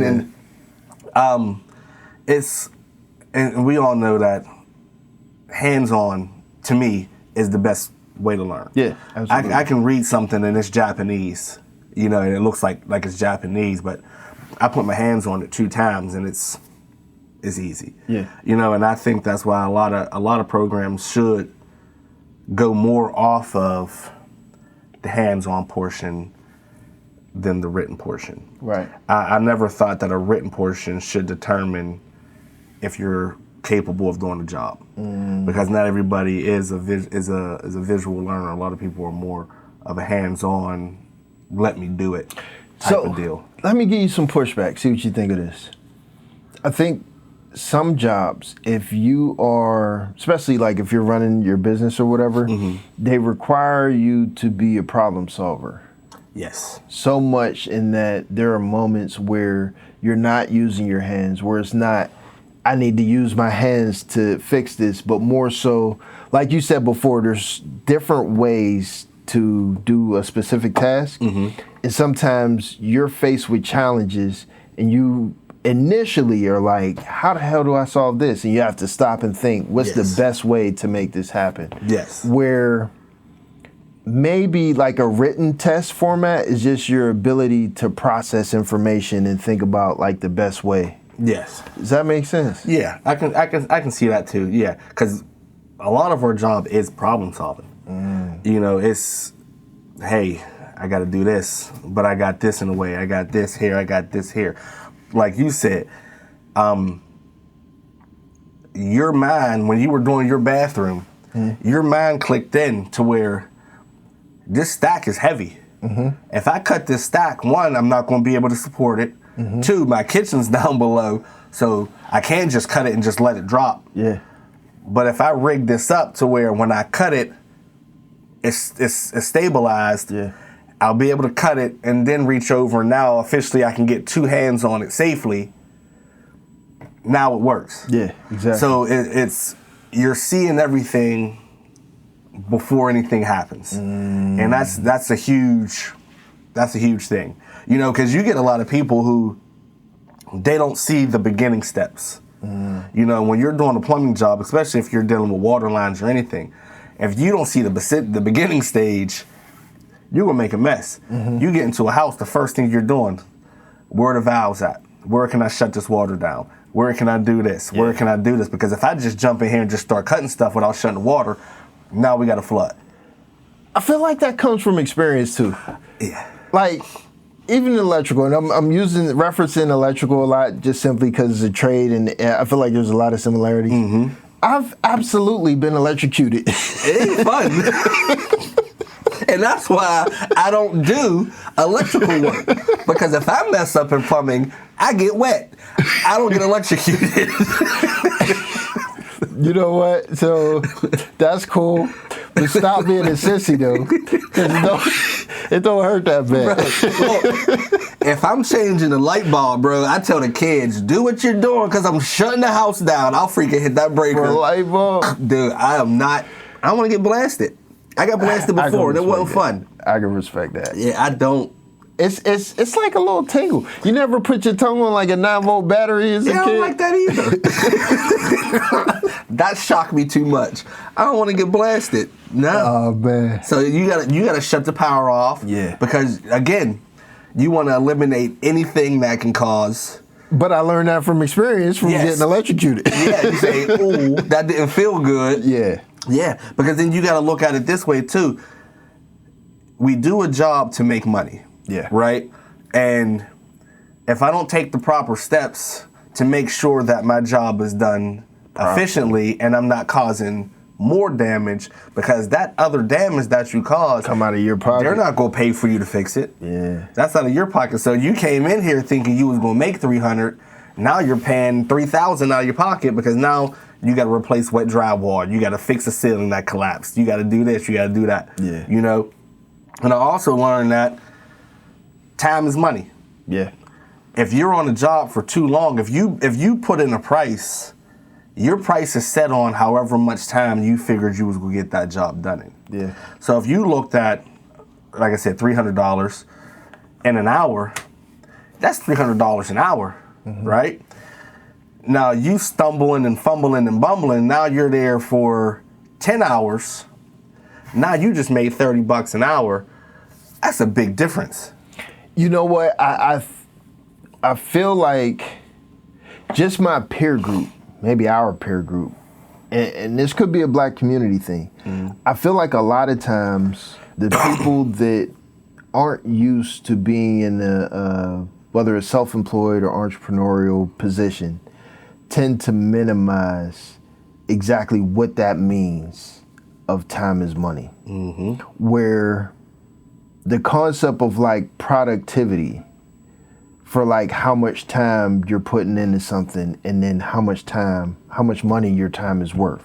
A lot of people just see the number. Yeah. Well, I still, even though it took me 27 hours, I still made $500. But if you break that $500 down into 27 hours, was it really worth it? And this is the reason why. So like my friends will ask me, hey, can you help me switch out a light? Or, you know, can you swap this socket for me? I'll pay you. Immediately my response is no. I do not want your money, because if I charge you my hourly rate, like it's not worth it to you. It's way too much. Yeah, then you'll be looking at me sideways. Exactly. And it's like any amount that you can pay me for doing this, it's nothing to me. Like my job is electrical engineer. I get paid a lot of money per hour. If I charge you my hourly rate to come here and fix your electrical stuff, we probably won't be friends no more. You know what I mean? Bro, like, I agree. And I agree. it's to the point where I would rather not look at me helping a friend as like income. Yeah. And there's nothing, you know, $50 for doing it. It's not even worth it. Yeah. Like just let me fix it and buy me a beer later or pizza or something. I had put a post up, and I don't know if you've seen it the other day, where for years I was going out and someone would call me, hey, I'm having this issue, blah, blah, blah. I'll go over, I'll take a look at it. Now, the best way for me to let you know what the issue is to explain to you what's going on and why it's happening. And I was doing all this for free, you know, in hopes that I was getting a job. But what was happening was I'm going there, I'm explaining, well, you're having this issue because this is bad, so this would have to be changed here, here, and here. And then in return, they're calling their cousins or they're calling their uncles to do the job. Right. So pretty much I was going around and diagnosing issues. Now, everybody's a plumber. Yeah. But a lot of people can so-called do the work, but they can't diagnose the issue. You know what I mean? They can fix it, but they don't know what's causing it or what has to be fixed to fix the problem. Right.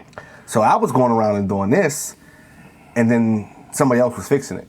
Right. Now I done spent an hour or two diagnosing the issue. I drove 45 minutes to tell you what was wrong. Yeah. You know what I mean?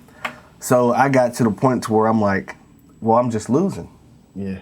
So now I'm at the point to where I have to charge To diagnose. to diagnose something. You know what? Let me clarify too. The reason why I wouldn't charge a friend is because that's not my business. Yes.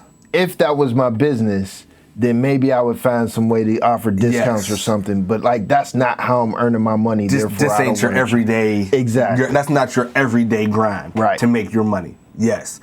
So I said I got to charge, and I didn't want to be like an idiot stating that I had to charge. But time is money.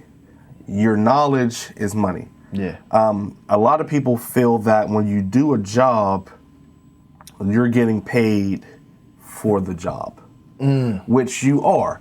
You are getting paid to fix something. Yeah. But on top of getting paid to fix something, I'm also getting paid for my knowledge, because I wouldn't know how to fix it if it wasn't for my knowledge. Right. I couldn't fix it if it wasn't for all the tools that I purchased to fix it. Right. I couldn't get there to fix it if it wasn't for the car that I pay a car note on and the gas that I spend to drive to fix it. Right. So I'm getting paid for all of the above. And I'm like, well, I got to charge now. But how I look at it this way is, if I charge you $50 to come diagnose a problem, if you hire me to do that job and say I charge you $500, I'll take the $50 off of the $500, and now I'll just charge you $450 at the end. Okay. But if you decide to have somebody else come fix it, at least I made money for my gas and for my little bit of time that I put in to come tell you what's wrong. Right. And I'm not losing completely. Yeah. I lost a lot completely. Yeah, I've done a lot. I believe it. You know, but then again, I'm not out to kill nobody's pockets either. And I tell a lot of people, as long as I can make money and you can save money, it's a win-win situation. Right. Right. That's all we need to do. If I can leave with something in my pocket and you can say, they was going to charge me $3,000 and you charged me $500, you saved a ton, I made some. See, that to me, I think the perfect situation for me would be if I could live comfortably, in peace, pay my bills, feed my kids, have the freedom, maybe take a trip, you know, once or twice a year or something like that. Live without worries of needing to survive check to check, while helping and assisting other people. It's a win. It's a win. It's a win. Like, I don't need to get rich off of Killing people's pockets. Yeah. No, we don't. We don't have to. Yeah. We don't have to. And there's so many ways around. I have a garage that's loaded just from jobs I've done previously of materials, you know. And I tell people all the time, I have these materials. Now, a regular company, of course, they charge you down to the penny, down to the Teflon tape. Yeah. If I have the material and I can save you on material, I'm not going to charge you for the material. I'm going to bring it. I'm going to charge you for labor. If I got the material, then if it's mine, it's yours. Nice. Now, if I have to go to Home Depot and purchase the material out of pocket, then of course that has to get added into because that was out of pocket. Right. But if I have it just laying around, it's laying around. Yeah. Let's use it. That reminds me, I think I got some more plumbing stuff I want to donate. Oh, I appreciate you for sure. I gotta step up my line, so I think I want to run 3/4 inch. You know what? This is what I wanted to ask you too. The difference between copper and PEX in your house.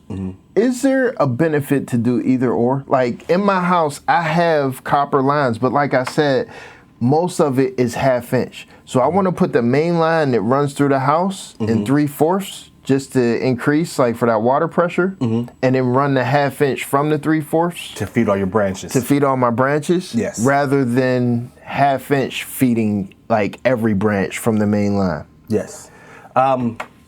Because I have tons, and I mean tons, of 3/4 inch PEX. Yeah, you can use the PEX. So, PEX is supposed to have a little more flexibility. If it gets cold and it freezes, it's supposed to have a little more play compared to where if your copper freezes and it busts your lines. See, I thought it was the other way around, that if it gets too cold, PEX would bust more easy or break more easy. Your copper splits a lot faster. And it actually splits. It doesn't split when it freezes. It actually splits when it thaws. When it thaws. Yeah. But your biggest thing is going to be price. That's going to be your biggest issue. That's your biggest difference with because PEX copper is more expensive. Yeah. So I can go to the store right now, and I'll just throw out a number. I'll say I'll buy a 10-foot stick of copper for, let's say, $29.95. I can go buy a 100-foot roll of PEX for $35.99. So you're looking at a huge difference price-wise. So what's the benefit in buying copper if it's more expensive and it's not as good in the winter? It's really not a benefit. Like a lot of commercial buildings are specs for copper, do copper. But residential-wise, I tell people all the time, especially if somebody breaks into your house and steals your copper, replace it with PEX. Put PEX in, because PEX it's not worth nothing. Nobody's gonna break in your house and be like, "Oh, I want this blue pipe. I'm gonna leave it blue, but I want the red." You know, it's not. Is that a thing as far as code and stuff like that? Like if you have red PEX on your cold line or blue PEX on your hot line, white or whatever, It's all the same. matter? It's all the same. As long as you label it correctly to where you don't get no cross connections. Right. So if I have a whole roll of white, I'll use it. And then as I'm running my pipe, I might take a piece of duct tape and wrap it and put a seal on it. So I know my cold line is my cold line. See, I was gonna spray paint. So I got white. Just like spray paint red or something like that. Just so you know, that way, because if you hook up a cold here and a hot here, by the time you get all the way across the house and you're going somewhere, it's easy to crisscross, and then now your cold's connected to your hot. Right. So just label on it, you know. But then some people just like, it's easier to do the blue because the price is the same. You know, your price isn't different if you buy the white to the blue to the red. Right. You know, so some people just have that, oh, I need the blue and I need the red, which is fine. Right. You know what I mean? But there's no difference in the colors. You know, the blue's not stronger than the red's not stronger than the white. It's interesting. Huh. Yeah. Okay. You gave me some confidence, which reminds me, has there been any job that you had to do that you didn't have full confidence in before you attempted it? Like the first time you've done some plumbing task, it was like, I've never done this before. I'm kind of nervous about doing it. Oh boy, the first time I soldered, man, Really? my Like pipe was that color by the time I got done burning. I turned solid copper into soft copper, bro. It was horrible. It was terrible. I'll never forget the journeyman who was working with me. He's sitting there and he's watching, and he's not saying nothing. He's watching me, and I'm like, He goes, after I got done, he goes, well, you really burnt the hell out of that one, didn't you? I was like, I guess so. Dude, it was that color. Cooked it. Wow. Cooked it. Yeah, it was bad. And I tell all the kids who come to my class, like, boy, y'all did way better than I did on y'all first solder joints. I said, because my first one was rough. Wow. Yeah, it was bad. That was the only time? Because, like, I seen some of your videos. Like, I seen the ones where you're, like, busting out the concrete on the floor to, like, replace a drain or something like that. Mm-hmm. Or the one, and I always reference back to cutting out stacks just because the idea of it scares the shit out of me. Yeah. Like, doing that level of work, something that, and I guess in general, like me being a technician of sorts, whenever you're doing some form of work or repair that is destructive permanently to where if you mess it up, it's might not be able to be fixed. Exactly. Yeah. Like, does that freak you out at all? No, because it can always be fixed. You know, now, if there's a difference between, like, if you were to buy, like, an actual, some kind of unit, to where if you were to damage or break something in this unit that is an actual factory put together part. Like an air conditioner or something. Yes, to where it's nothing that you can be like, oh, I can just cut this piece out and do this again. Yeah. You know that, crap, I got to go buy a whole new one. Yeah. Now, there's a lot of things that are kind of, you know, a little more scary, but, you know, when it comes to piping, you can always, if you mess it up here, you can always just go back a little further, cut it a little further. You know, if you do something at the floor and you realize that the pipe is broke a little further, you know, out the stack, then, you know, I just got to cut a little section of the floor out and then I can just cut the pipe back here and do it.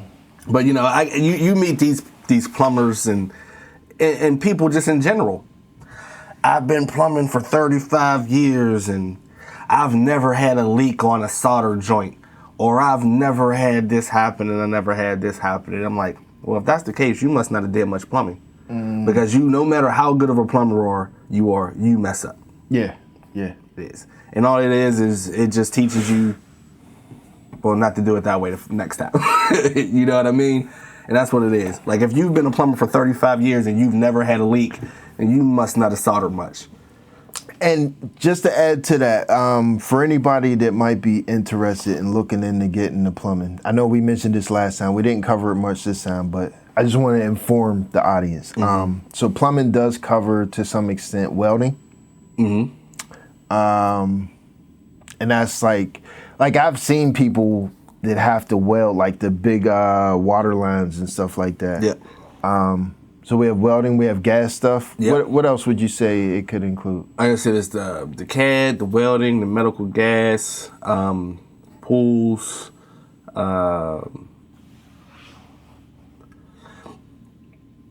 more out in the field. Now, me being with the school board, we cover a lot more. But like out in the field with the trades, like we would never deal with the sprinkler lines because you have the sprinklers union. Wait, there's a sprinklers union? Yeah, they go around and they do all the sprinkler lines. They run all for the buildings. And there's a specific union for sprinklers. Sprinkler fitters. That is crazy. Yep, there's sprinkler fitters. You have the steam fitters who do more. They do a lot more welding than we do. Are they plumbers or are they welders? They're welders. So they're steam fitters. They're steam fitters. So they do a lot of boiler work and a lot of stuff like that. Okay. So we weld, but it's not much. Now, that's the thing with us. If you're a plumber and you're a good welder, you can work out of the plumber's local and out of the fitter's local. So you can go onto a job as a fitter and get paid by 449. Do you need to be like paying dues to both unions? Is that a thing? Like you have to go through the apprentice and program for you wouldn't have to do both apprenticeship programs. So we have a lot of plumbers who prefer to weld, and they do a lot more work out of this fitters union than the plumbers union because they have those welding certifications and are such good welders. So if I'm a company and I need welders, and I'm hiring union people, I can hire steam fitters, but I can also hire. Yeah, but you can't hire a steam fitter to do plumber's work. Because they're not trained in plumber's work, Yes, right? but you can do a plumber to weld. Yes. That makes sense. So it, in theory, makes sense to be a plumber just so you have more of a range. range. Now, of as a things plumber, you can you're do. not going to go to the fitters union and go work on boilers or nothing. Right. But you will be able to do, like a lot of them do, like those pipelines where you go in and you're just welding pipeline for like thousands and thousands and thousands of feet, you know, and you're going in there and you're as a welder. Yeah. And that's what you're doing. So, okay. So to give you an example, I think I told you this. I went to Baton Rouge back in, it was like January, I think, February, somewhere around there. So when I went down there, we had to work on a furnace that had a heat recovery system. And in this heat recovery system, there were boilers in it that basically heated up, did it heat up water? And then it recovered the heat, the air, and then heated up water, and then it used that water to like heat up something else, basically. To like a steam almost. Or Yeah. was it, okay, gotcha. I forgot what they used it for specifically. I want to say they used it to heat up like acid tanks or something like that to keep them at temperature. But they had like these big, you know, gigantic 5-6 inch water lines that were running like from the boiler to the fan to the heat exchanger, just like, you know, Almost like going around. coils. Not necessarily coils. So it was like water feed. So like the water inlet into the boiler, and then the outlet would go around to the heat exchanger, and then this one would go to the fan.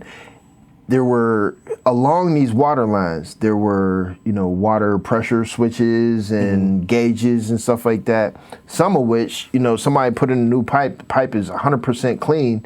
You have to weld a fitting in there so that you can attach a gauge or a switch or, you know, some type of 4-20 component on it or something.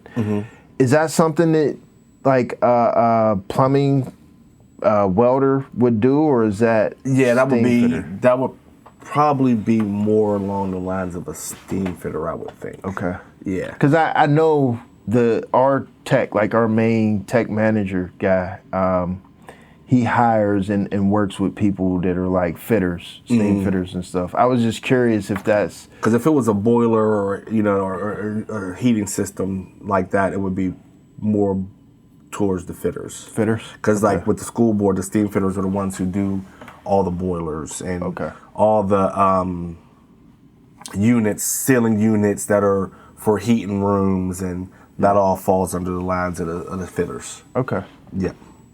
That makes sense.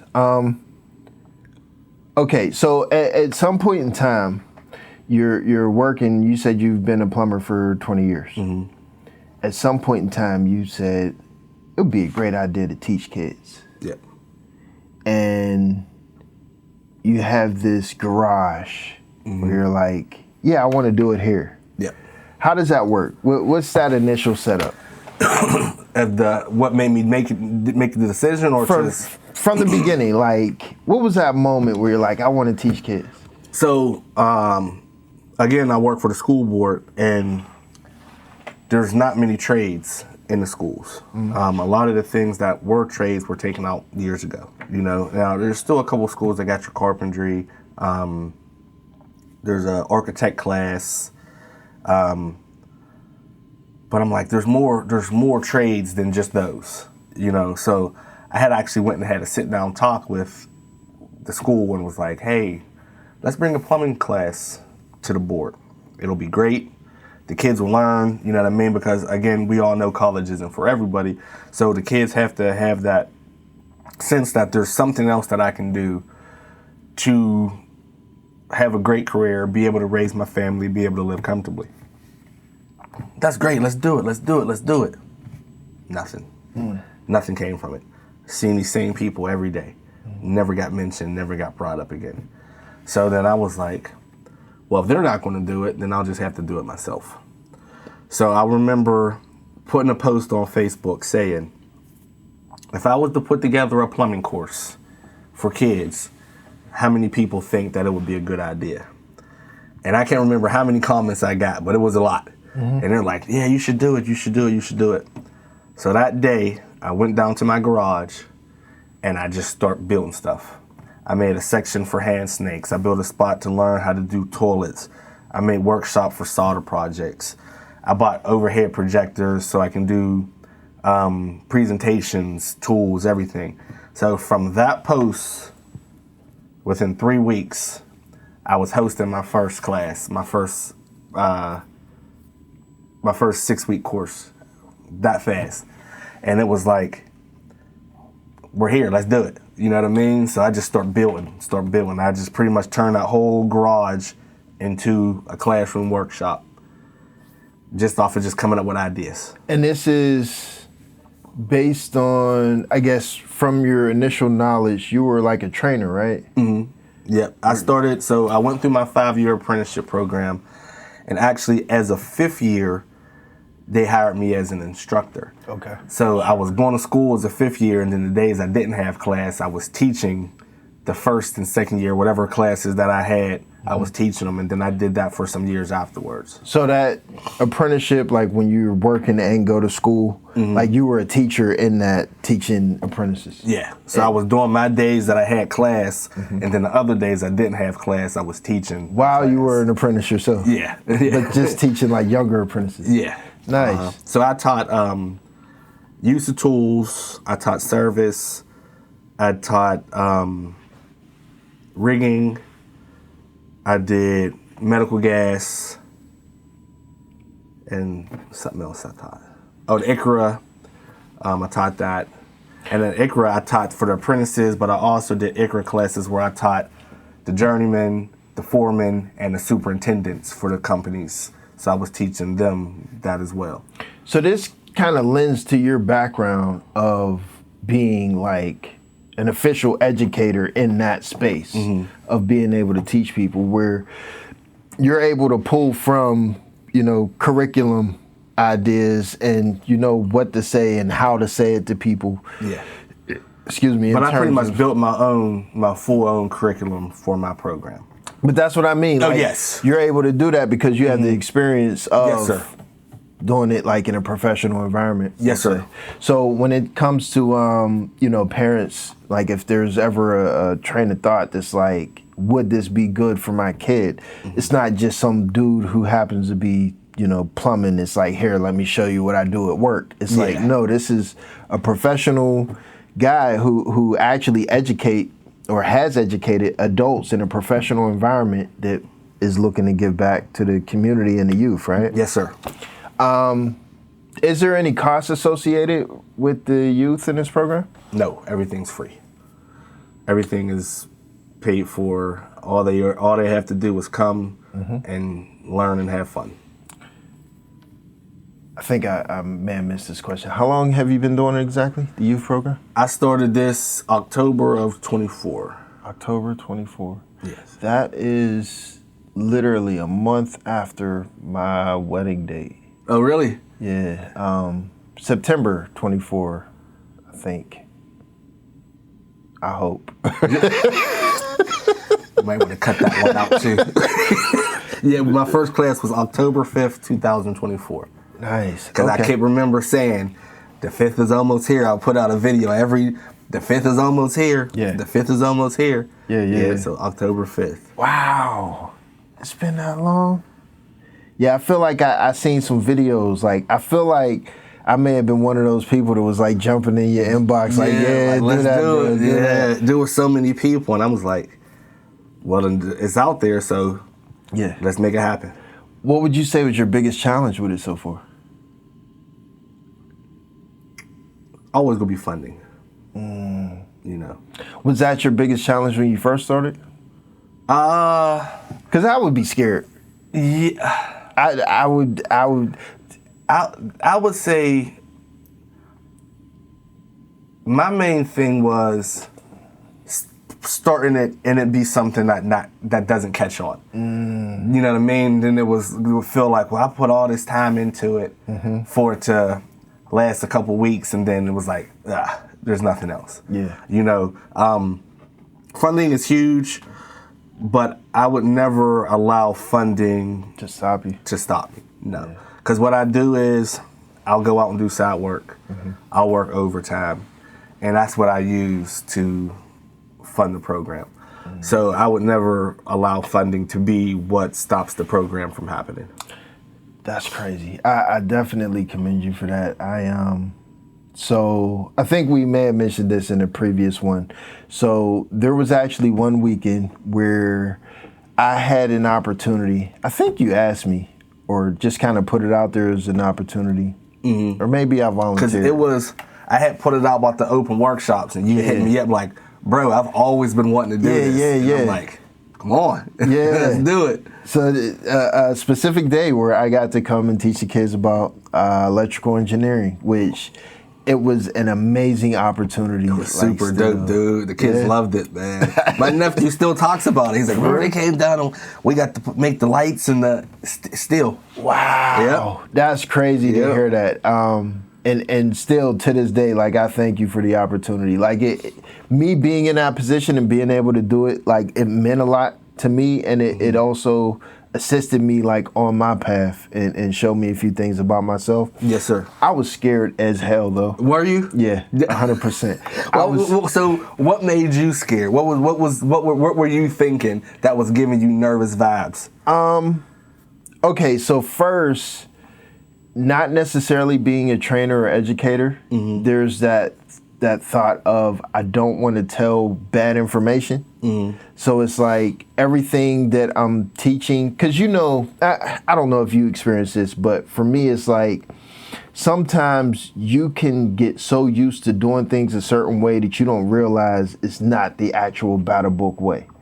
And I don't want to teach like my methods of something to these younger kids and tell them this is electrical engineering, and you open a book or something, or you show it on video and people's like, that's not right. You know what I mean? Especially something as dangerous as electrical.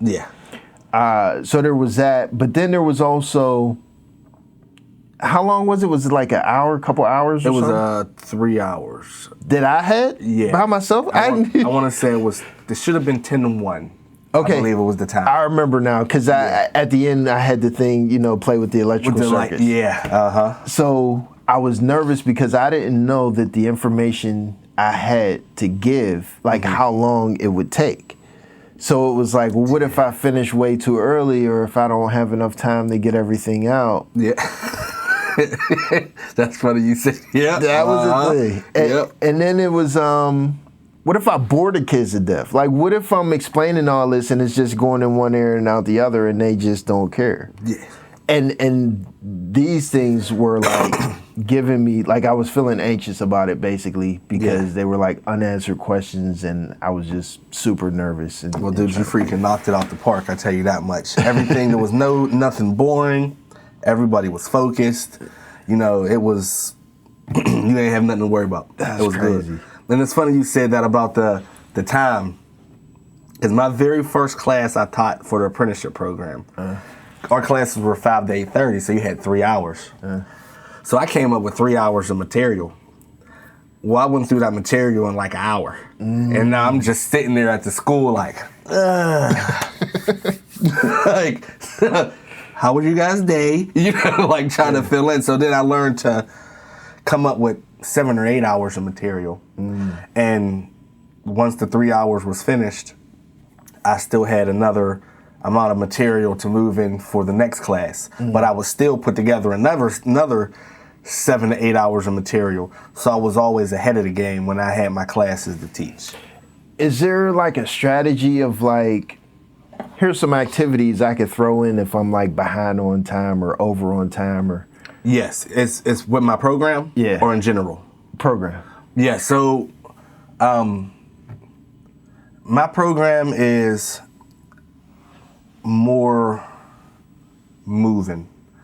I don't like sitting still, especially with kids. They do lose interest fast.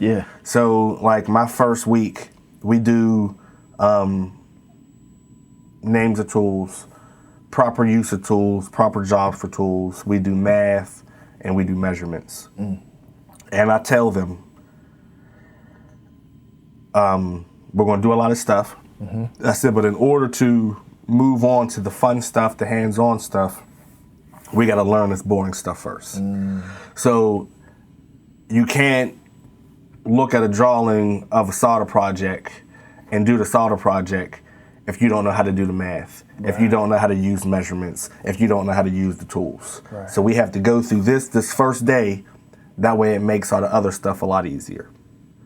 So my first class is the main class where we sit down, and we're sitting down and we're doing math. I'm doing PowerPoints. They're getting their measuring tapes. They're messing with the measuring tapes. They're learning how to measure this and that. So that first class is the main class. That's the only class we sit down and we're sitting. Now, the next couple classes, when we get into the class, we may sit down for like 5-10 minutes just to do a recap of the day before. But then soon as that 5-10 minutes is up, we're moving. I want to see elbows moving. Do you get kids that the information that you give them, safety information, math or whatever, just kind of goes in and out and they completely forget it? Or for the most part, are they like retaining it as they go? You have the ones who retain it. You have the ones who you may have to, re-explain it, but that's just all part of the process. I can only imagine how many times I've had to be told something 72 times, and you know what I mean? Everybody learns different. Everybody retains stuff differently. So I can tell you the same thing 100 times. I'll never get frustrated. I'll never get irritated. I'm here to teach you, to make sure that you grasp it, and however long it takes you to grasp it, then that's just how long it's going to take for you to grasp it. What ages do you do? 8th through 12th grade. 8th through 12th grade. Wow. I feel like you did. Did you do younger before? I've let some 7th graders in, depending on their age. But I've also done like little kids. So like I have a little fun thing that I'll do. Like I've gone to like daycares, where it's kids like 3, 4, 5, 6, and what I do is I'll take paintings.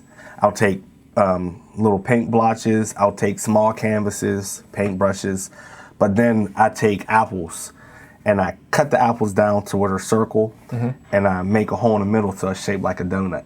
And then what I do is I take cream cheese with food coloring, and I have a whole bunch of different colored cream cheeses, and then I'll have like sprinkles or chocolate syrup.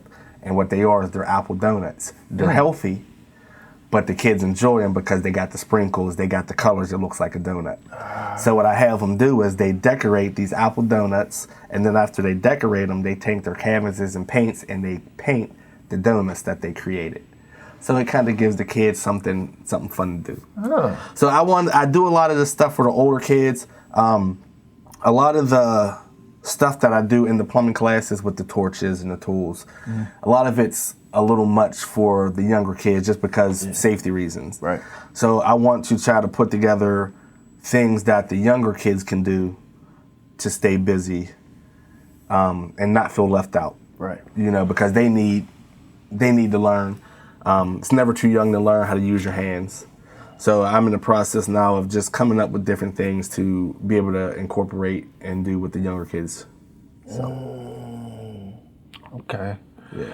With the kids, the first class you ever had, where are they now? Do you still talk to them?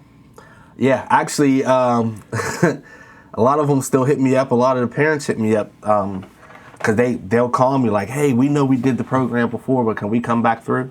And I'm like, come on. To learn the same stuff or new stuff? But I'm in the process now of making an advanced class. That way a lot of the kids who took the first part can come back, and then I'll be able to dive into a little more. I want to do more hot water tank stuff, but I want to try to work in customer service, being able to talk to people, being able to deal with people. Have a couple people who reached out who want to teach like financial literacy in classes. I want to start doing more because surprisingly, there's a lot of kids who don't know how to do a resume, how to fill out an application, how to properly interview, how to dress for an interview. So those are things that I think are important to learn that I want to try to start bringing in to the program as well, and just step outside of what I'm doing. Still keep what I'm doing there, but branch out a little bit more to spaces where kids can actually use these skills. As you talk, I'm hearing in my head. So when I was younger, this may have been, I don't know, 15, 20 years ago, a few of my friends really tried to beat into my head that I needed to start a music production school, kind of like a charter school type thing. And I was against it, and I'm still against it. Like, I never changed my mind. But the idea was that you don't need all this, school certification stuff, but you could absolutely start kind of like the equivalent of your own, I don't know if it'd be a high school or university or something, with your own accreditation, whatever the word, accreditation? Whatever the fucking word is. Yeah. That sounds good to me. Yeah. But basically, you could have your own school where you could, like, give your own type of certification to people and stuff, but make money and it be a business. Have you thought of something like that? I would like to come up with something that way.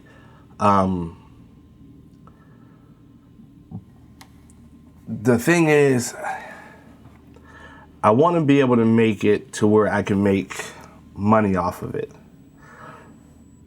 But I want to be able to make money off of it without ever having to charge people.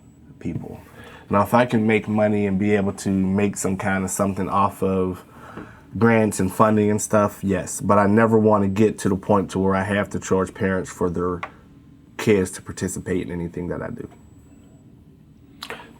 So that was one of the things that you had mentioned, like before we started the cameras up and stuff, that you've been working on getting grants. What's that process been like? It's tough.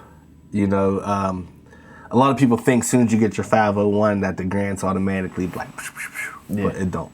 And it's tough. Like I said, I won one grant, which was awesome. But that was like an application. Yeah, that wasn't actually type. a grant. Right, I didn't actually write like a grant proposal. Yeah. Because I'm still trying to learn how to do it. Because again, you want to make sure that everything is done properly. That you don't forget nothing that you're going to be using that money towards.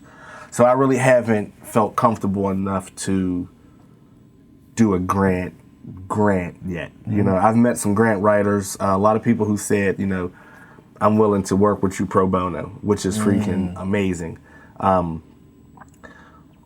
I don't feel right having people do stuff for free, just for the simple fact that is what you do. Yeah. You know what I mean? And they tell me all the time, you got to get out of that. You know what you sound like to me right now? What's that? You sound like me when I say I don't want to cut my stack out, and you like, dude, like, you handy? Go ahead, do it. Yeah.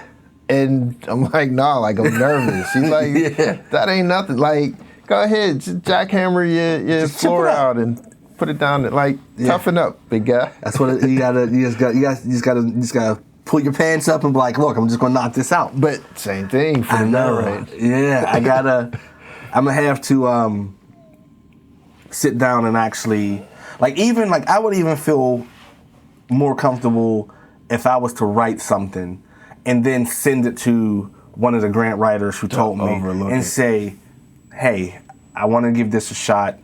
How does this look? Why not use like ChatGPT or something like that? I was thinking about that, but I don't know how many people use ChatGPT, and I don't want to send the same grant that somebody else that already done. Like, this wasn't wrote by you. No, okay, so. But ChatGPT, I use ChatGPT. Yeah. I do use it for other things. It's extremely handy. It's extremely. So, all right, you remember when I pulled mine out when I came for the class? Because yours talked to you. Yeah. So, since then, I've grown a little bit. And now, well, they've done it recently, the update, but now they have the projects. So, you have the paid version? Yes. Okay, so in the paid version, you can create a project. Inside of a project, you can dump in source information for it to pull from, right? So what you could do, you could put in sample templates of other grant proposals. You can put in all the details of what you have going on. So you can say, here's an example of a class I run. Here's all the tools I use. Here's my budget, for the past class. I spent money on all of these things. And just put them in individual text files. Yes. This is the number of kids I work with. This is the ages of the kids I work with. All individual text files that explain, My program. your program. So the name of this file is, explanation of students. The name of this file is my plumbing background. The name of this file is, I can't think of the word. Example templates for grant proposals. Yes. And you have all these files in there that are basically like stored information that you would put inside of like your own brain in terms of things that you would need when you're putting together a grant proposal. And then those are the source files for the project. And then you go into the project, the chat line, and you say, hey, I want to write a grant proposal. This is the requirements for this grant. Do I fit in here? And if so, just give me a summary on what to do or how to do it.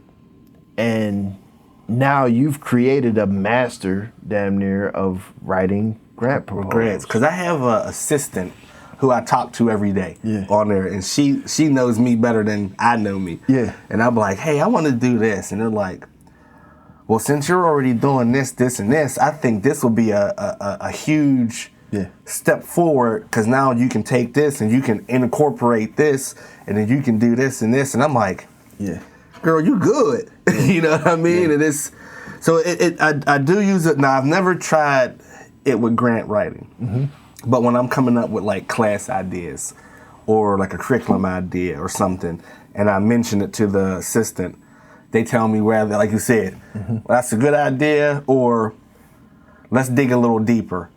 What are your ideas if this happens, or if this happens, or if this happens? And I'm like, never thought of that. So the way I approach ChatGPT is more from an engineering perspective, and I don't know if everyone does this, but it's helpful for me. Yeah. So in engineering, whenever you have a project, first thing you need to do is define your requirements. Okay. So like, for example, let's say building this table. Yes. If I want to build a table, and let's say it's a team of people that are working on this table, before we can get together to build this, we need to know, what are we building it for? So we'll say, I might need to set some heavy stuff on there. I want to be able to possibly stand on it. I need for it to be in a temperature range of 0 degrees Fahrenheit to 150 degrees Fahrenheit.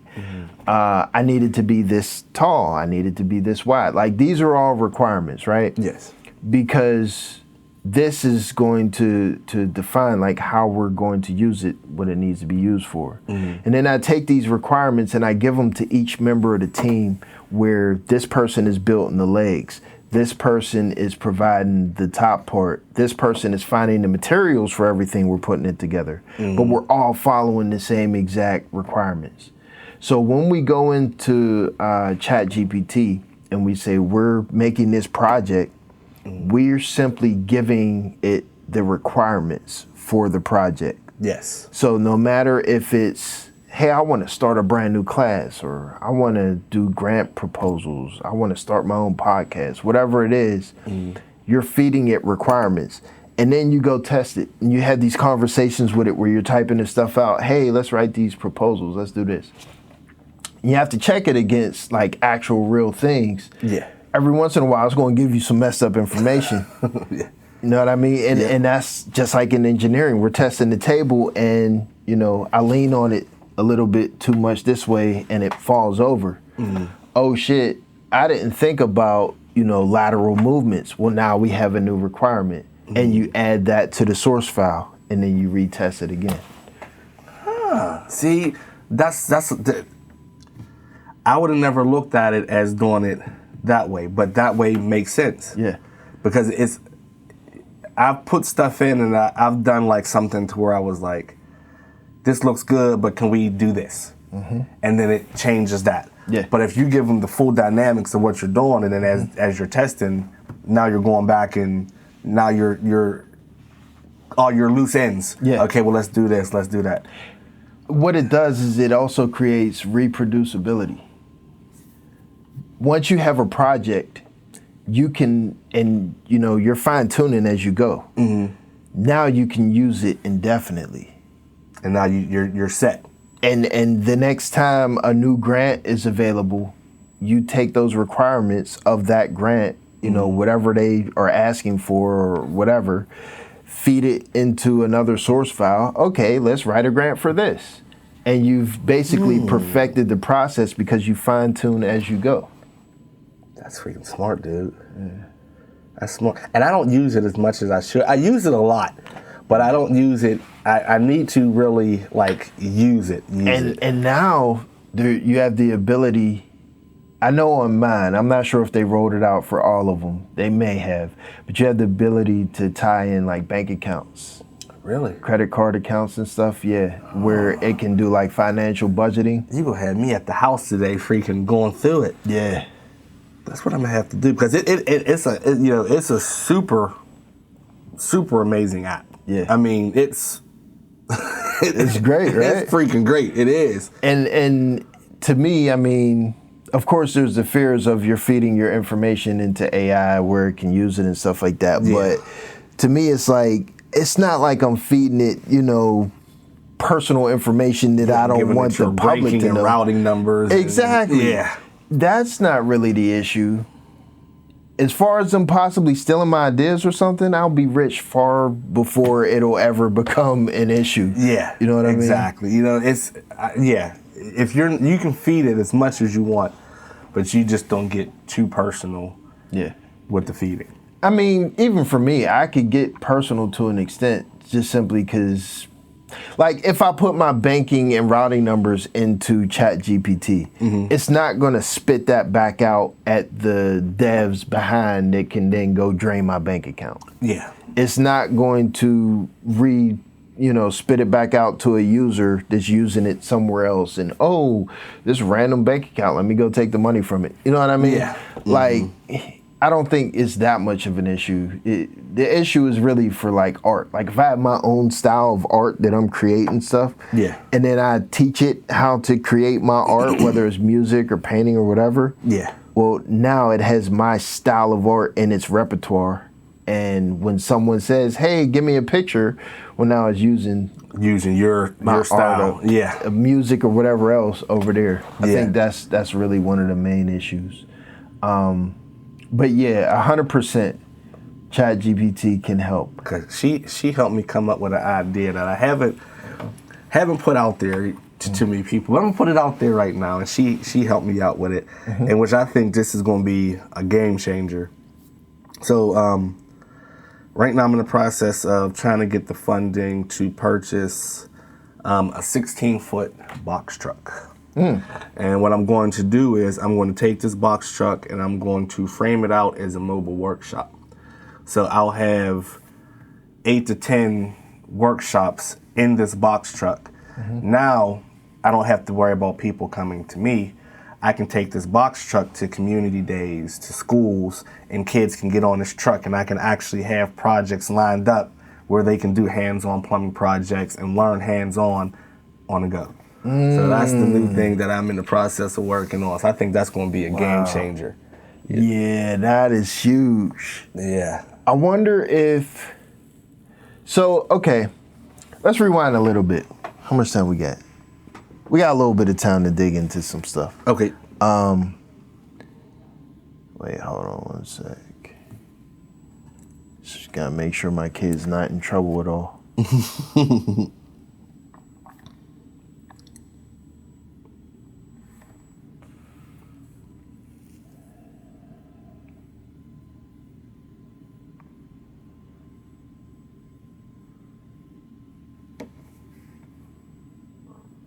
Wow.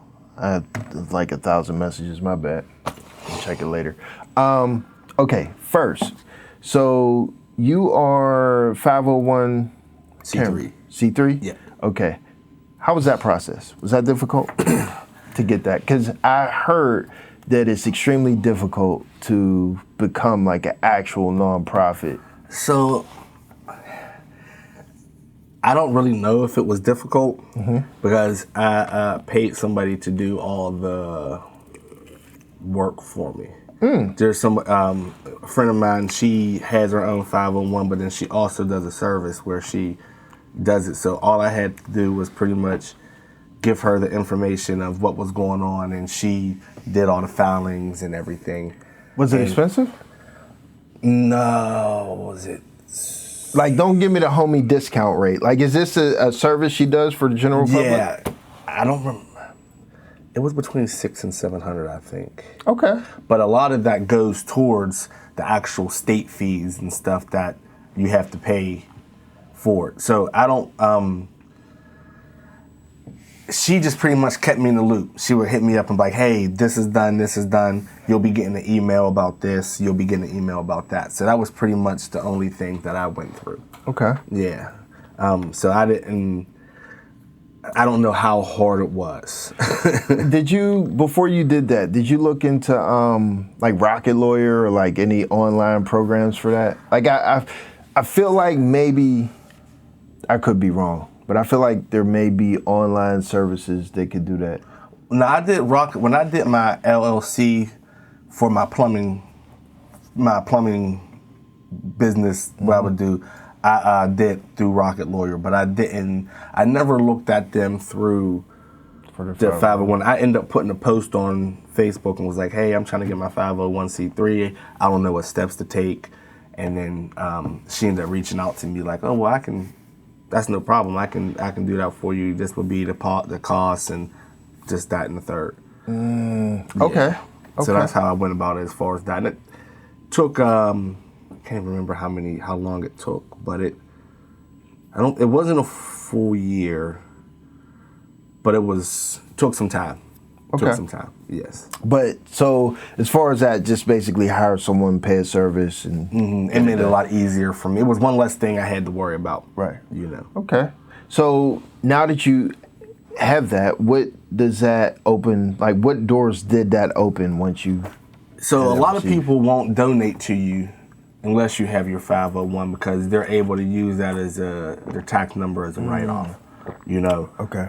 There's a lot of people who don't mind if you don't have that, and they'll still donate. You know what I mean? But it does open it up, and I think a lot of grants you have to have that in order to get a lot of these bigger grants that are available.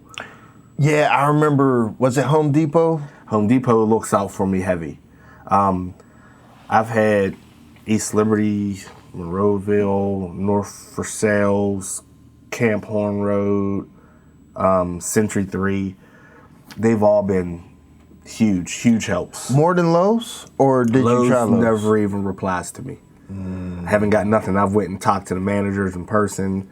And that's crazy because traditionally, at least from my understanding, like Lowe's is the one that supports the community. They never. I've sent multiple emails. I've been in multiple stores. I've been nothing. Wow. Nothing. Now Home Depot, they'll tell me like, you know, they have this paper. It's like $50 off a purchase, regardless what the purchase is. I can spend $55 or $50, and I would just have to pay for whatever the tax was on it. Okay. And they give those out, which is their main thing they give out. But dude, they've been like, go get a shopping cart, get $300 worth of stuff, and here goes this $50 thing for you. Wow. Whenever you run out of material, just call us back and we'll do it again. Did you need your 501? See, no? They was helping me out before I even got it. Wow. And did you need to like show them video or website or? So I always make a donation request letter, and then with that donation request letter, I'll put one of my flyers from my program, and then I'll put like my social media and stuff, And then like if we're just walking around and talking and wasting time, I'll show them, or I'll say, what's your email? And I'll send them some videos to their email just so that they can see it. Now they've never told me like, well, we need to see what you're doing. You know, like they want to see a flyer, they want a donation request letter, but I like to add that extra in there. And it's to the point now, like I'll go to Home Depot and they'll be like, hey, how's the program going? And I'm like, that's going good. And they'll be like, oh, okay, what you in here getting out? And I'm like, well, I got this class, I'm doing this, this, and this. And they're like, all right, well, just gather whatever you need and just let me know when you're ready. And then they'll just take care of the price. Wow. Yeah, so they've been huge. That is huge. And they tell me, as soon as you run out, like it was funny, I'm not a greedy person. Any help I can get is freaking awesome. Right. You know? So the guy's like, go buy some stuff and we'll take care of it. I'm like, okay, cool. So I had a class, we were doing pecs. So I'm just happy to get any help. I grabbed like 2 10-foot sticks of pecs. I grabbed like one or two things of crimp rings, 1 or 2 things of fittings. And he comes over to me and he looks at my cart. He goes, what are you doing? And I'm like, well, you said grab some stuff. I'm like, I'm just happy to get some help. He's like, man, you ain't never gonna get nothing if you don't get the stuff. He took everything out of my cart, man. He grabbed 3 100-foot sticks, 100-foot rolls of pecs, the big $55 things of fittings, things. And he's like, here, you gotta learn how to shop. And he's put all this stuff in. He's like, now we're good to go. And I'm like, well, I wasn't in here trying to be greedy. I'm just happy. You know, I'm looking at, I have this class today, and these are some of the things that I could have used for this class. Yeah. He's like, take this stuff, you're good. I feel like this part of the conversation helps people that probably like yourself. Like, was there a moment before that where you were like not necessarily confident about approaching like large? Yeah, I still feel funny. Large corporations. Yeah, I don't like asking for help. Yeah, I don't like asking, and it's like I'll put up posts about donations, and I do it because I have to. But there's times where it can be like 10 o'clock in the morning, and I'm like, all right, I'm gonna put a post up about a donation, but then I don't feel right. Yeah. So it might not be until like 9 o'clock at night that I finally get the courage to put up this donation thing, you know, and everybody says if you don't ask, you won't get. But it feels like asking for a handout, right? And I don't wanna feel like that pest or like I'm always begging. And they're like, well, you're not. You know, that's like the same with content.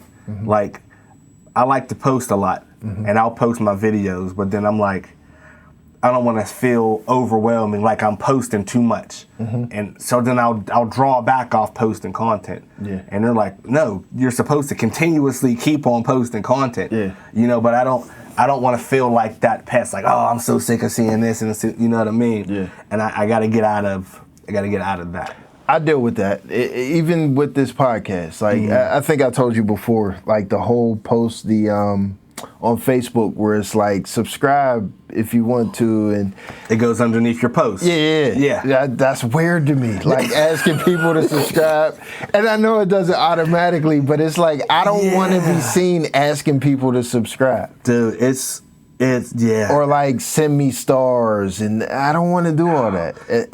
I qualify for the content monetization, stars and subscription, all that. I've not set the content monetization. I'm set up for. Yeah.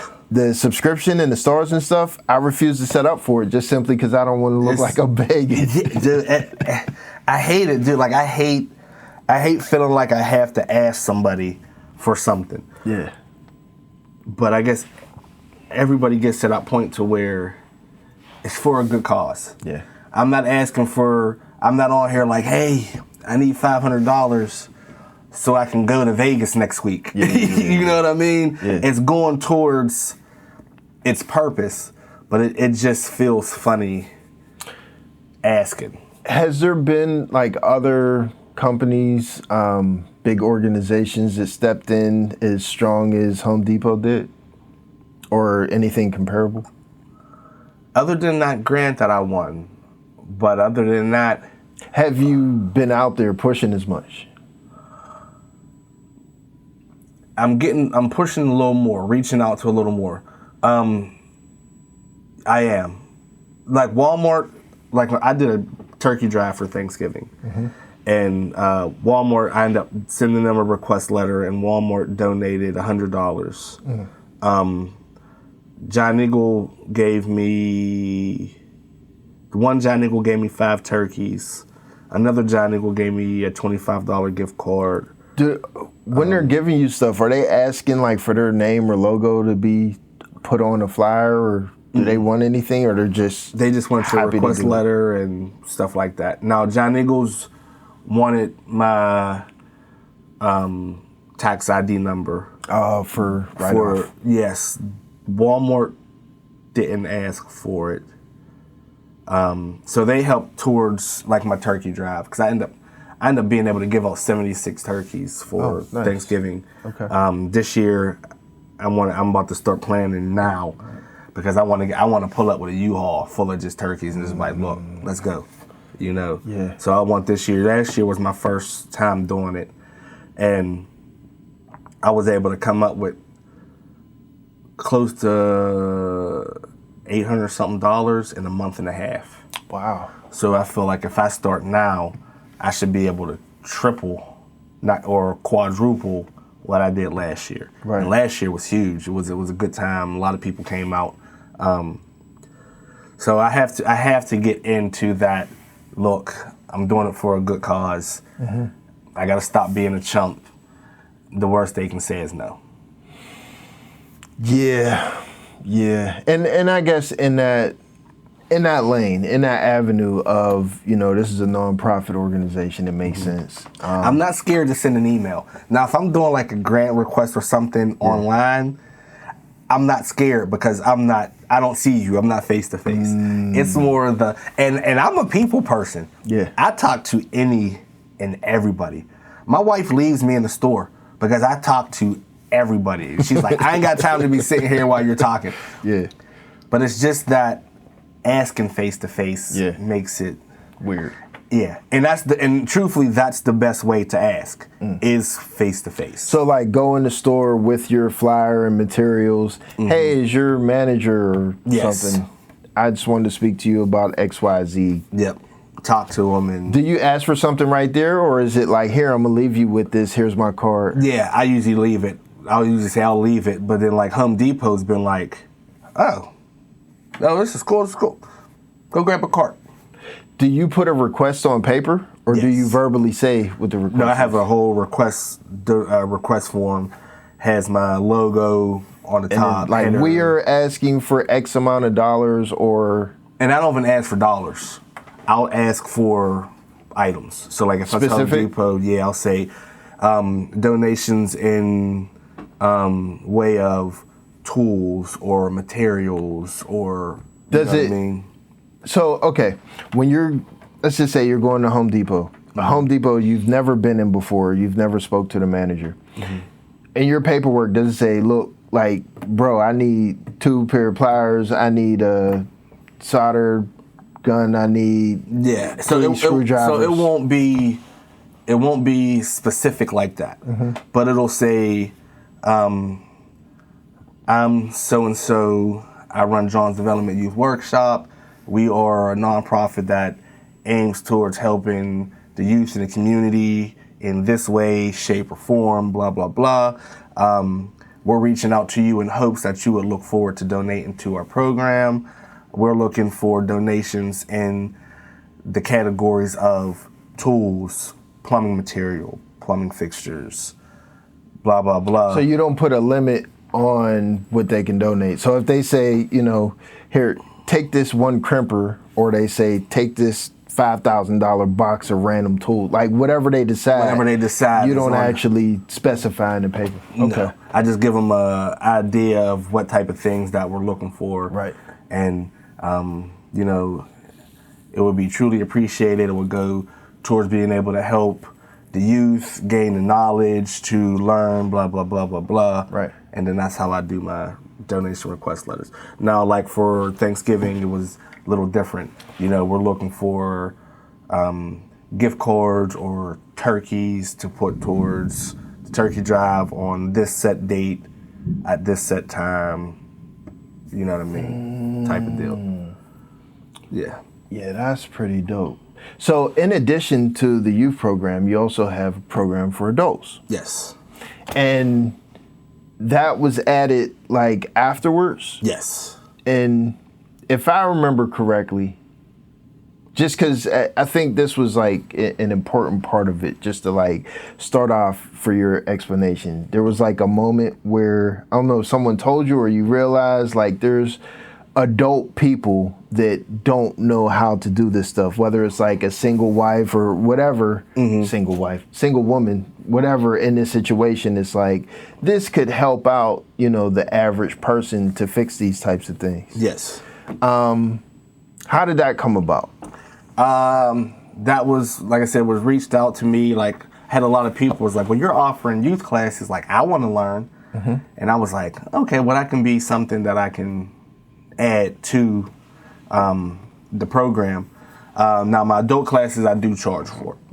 But again, I'm not out to kill nobody's pockets because I'm not out to make money off of it.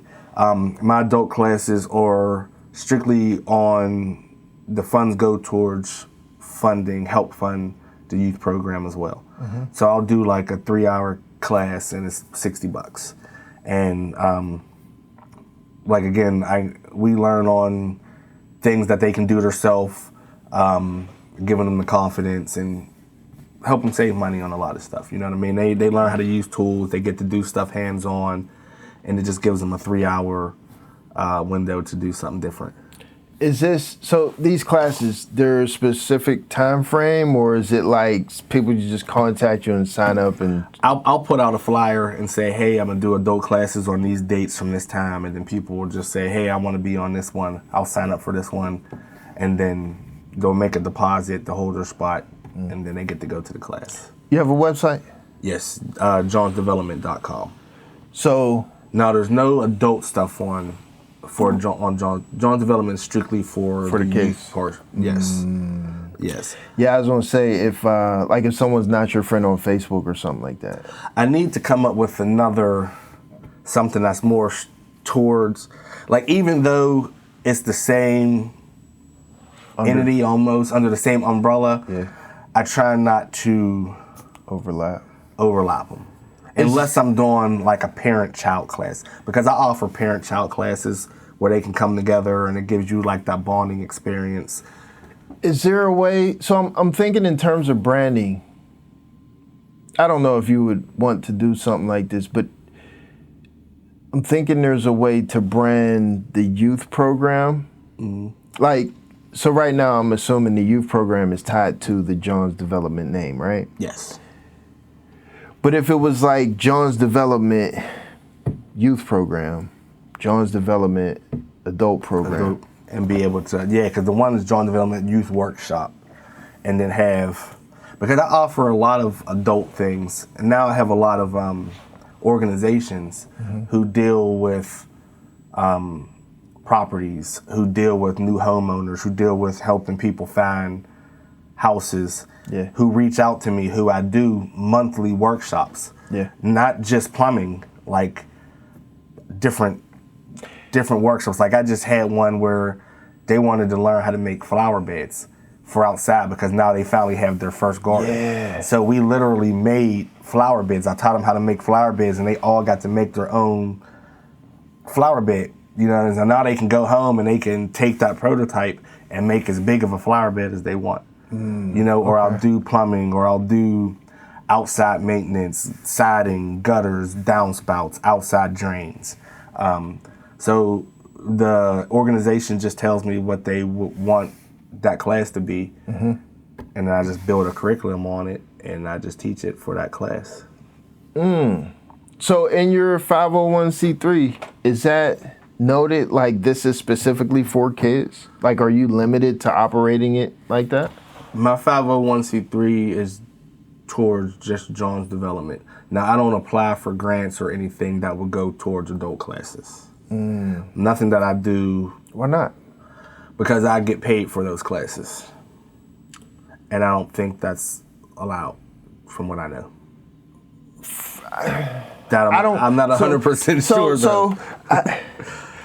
What I would say, I could be wrong, but I feel like you could at least look into this. Mm-hmm. I feel like you could request a donation for like, you know, supplies or whatever, where like a suggested donation amount or required donation amount. I don't know how that works, but I know for a fact that I've been to like some organizations that were like, in order for you to do this, we need a donation. Yes. So like, for example, my PCP office used to be East Leamington Health out like up Lincoln Avenue and stuff. Yeah. I don't know if they still do it, but there was a point in time where you would go in there and they would ask you how much you want to pay for your visit. And I'm like, how does this work? It's like a donation, like, because it's a nonprofit organization for like low income families and stuff. So basically you just tell them whatever amount you want to donate, and then they would actually bill you for it and send you a bill, you know. I think I told them like $20, and they're like, okay, well, this is your bill, $20, pay $20. Huh. Now, like the organizations who I do the classes for, like the homeowners classes, now they do pay me.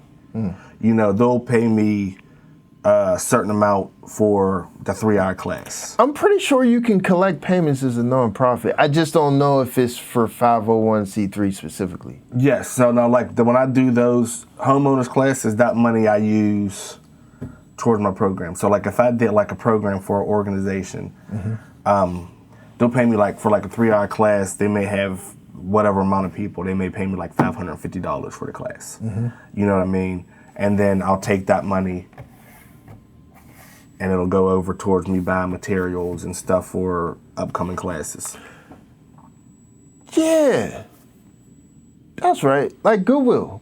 Goodwill's a 501c3, isn't it? Yep, a lot of the bigger nonprofits are huge, and I don't want to put any names out there. A lot of these big ones. Yeah.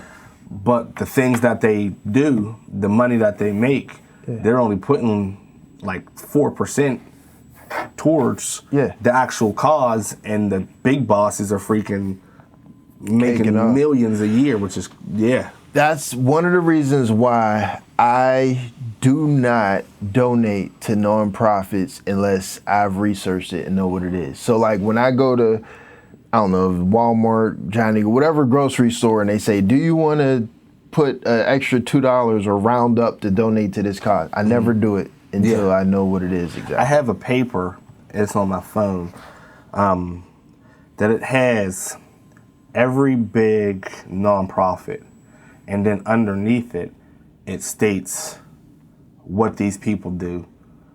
And a lot of them will be like, this company makes this much money off of donations.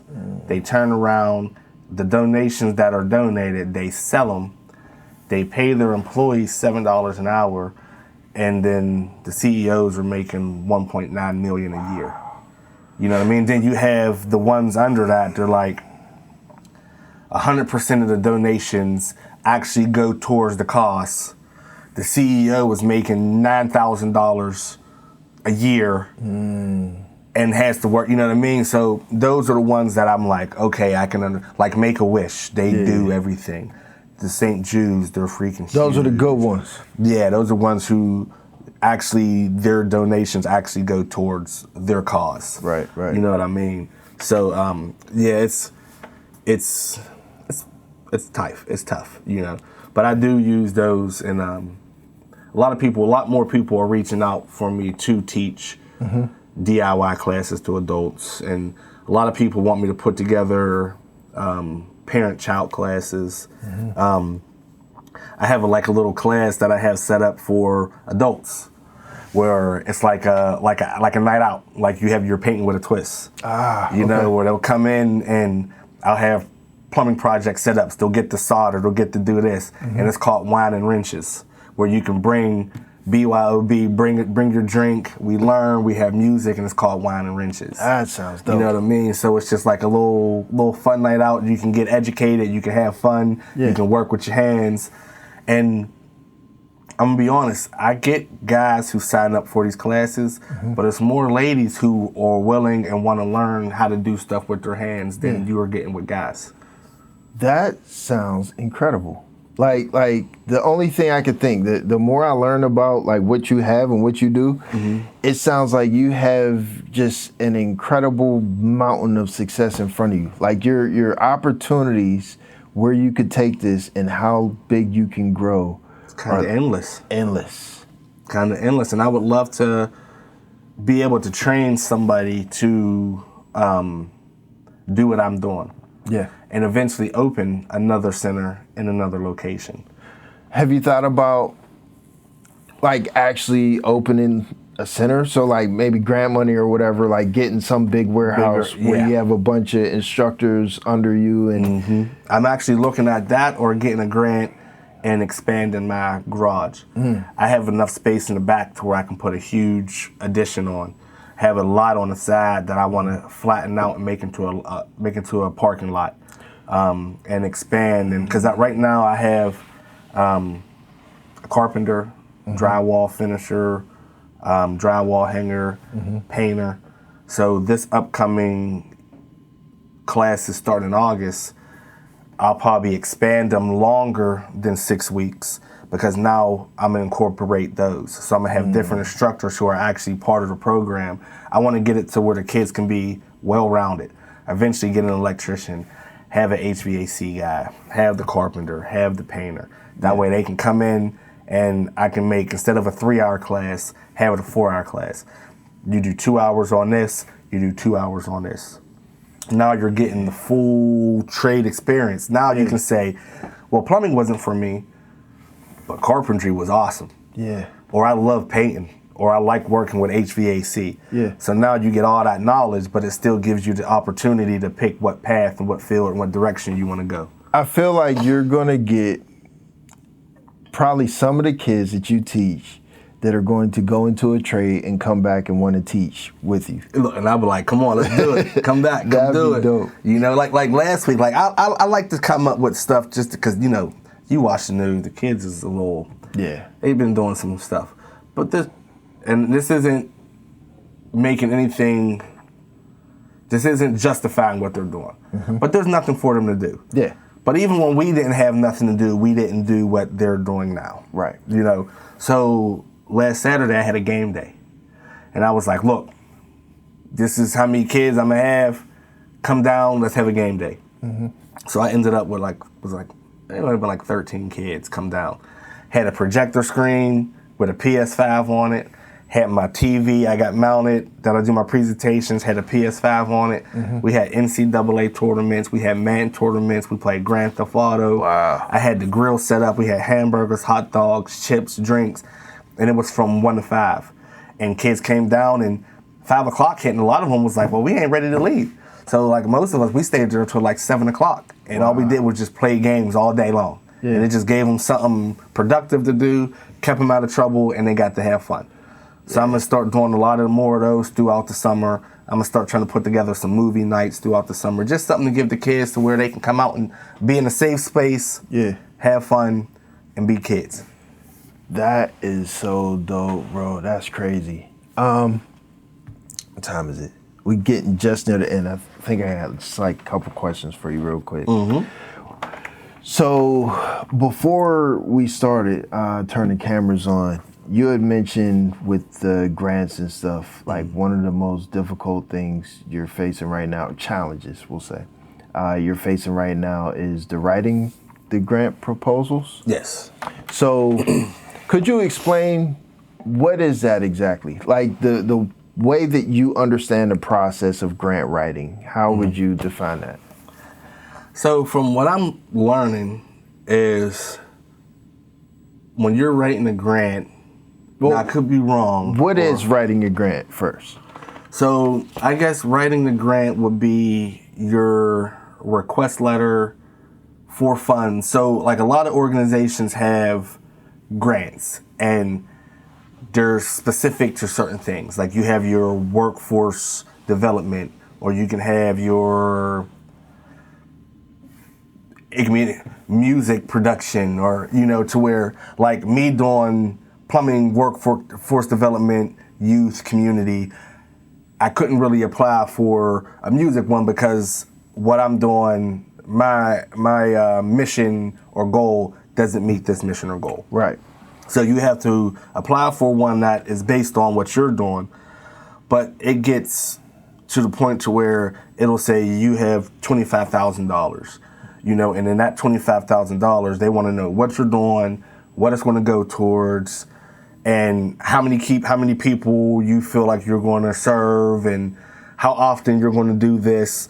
And I'm nervous to apply for anything because I don't want to miss anything.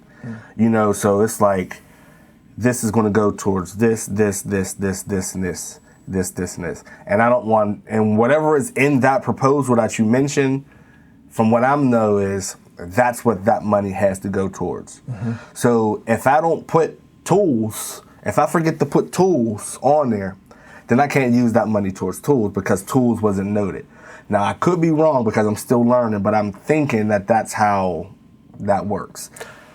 So I just have been trying to make sure that I cross all my T's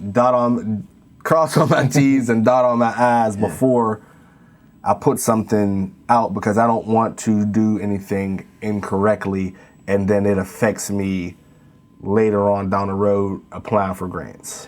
Do you write out your budget, like future budgets? I have been now for that reason, because they want to know, you know, well, how much do you usually use and this and that. And like I said, I'm roughly now again, I fund everything out of pocket. So I'm roughly now between like $3,300 and $3,500 per 6-week course that I pay out of pocket to run those 6-week programs. Yeah. You know. Okay. That And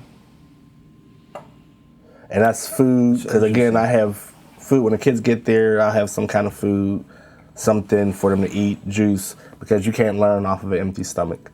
So we eat that, then we'll do our course, we'll do our classes, and then like around 12:15, I usually have lunch brought in, where we sit down, we eat lunch, talk about what we did in class. If anybody's having any issues with anything in school or homework or anything, they can bring it in, and it gives us a chance just to talk, break bread. A lot of the kids who are in the programs are all from different areas, different locations, so it gives them a chance to talk to each other and become friends and just learn about each other. Wow. Yeah, as you were saying, my mind started thinking again about the ChatGPT stuff and how it connects to like your finances and stuff, where it's like, if ChatGPT, I don't know if it can pull it like whenever you say check it, but even if you don't have it connected, if you just take your statement, you know, your monthly statement of your nonprofit bank account, like, hey, this is what I spent on this project or over this time period, with all those other source files, I feel like that definitely could help make something huge, like to incorporate that somehow. But most importantly, just to get, you know, the audience to understand because I'm sure there's misconceptions around like grant writing, because we hear a lot about, oh, it's difficult to get a grant, but realistically, you're probably the only person I know that's even tried it. You know what I mean? Yeah. I feel like most people just kind of pass on what they hear without actually experiencing how difficult it is or how to navigate it. Yeah. And then you have every once in a while, there's somebody that, you know, they're promoting as a service online. Hey, pay me and I'll teach you how to do it. It's like, don't nobody got $3,000 to pay you. The price is, it's like I said, and it was funny, and I never met who it was, but when I had started my program, another person had started one on the north side, but they were charging a fee for the kids to come to the program, and it was kind of the same thing. And I wasn't upset, but it was just like, well, we could have just worked together on this. You know what I mean? This is something that would have been, now I've never seen that program again to know if it ever took off or not. Right. But there's a guy who's in Aliquippa named Brian Sims. And he does this also. He's been doing it longer than I have. And I never heard of him before, but he had seen what I was doing. And he reached out to me. He was like, hey, I seen you're doing this and this. This is what I do, blah, blah, blah. We're like this. Yeah. We bang ideas off of each other. If he posts something that's cool, I'll hit him up like, hey, I saw you post this. Is it okay if I do the same thing? Or if I post something, he's like, hey, can I steal that off you? Like, I think that's a good idea. And I'm like, of course. You know what I mean? And it was super dope. The one day I had a class going and he came down. Him and one of his instructors came down and he brought one of his students who takes his class. And his student got up and talked to my students. And it was nice because they were able to see somebody their age.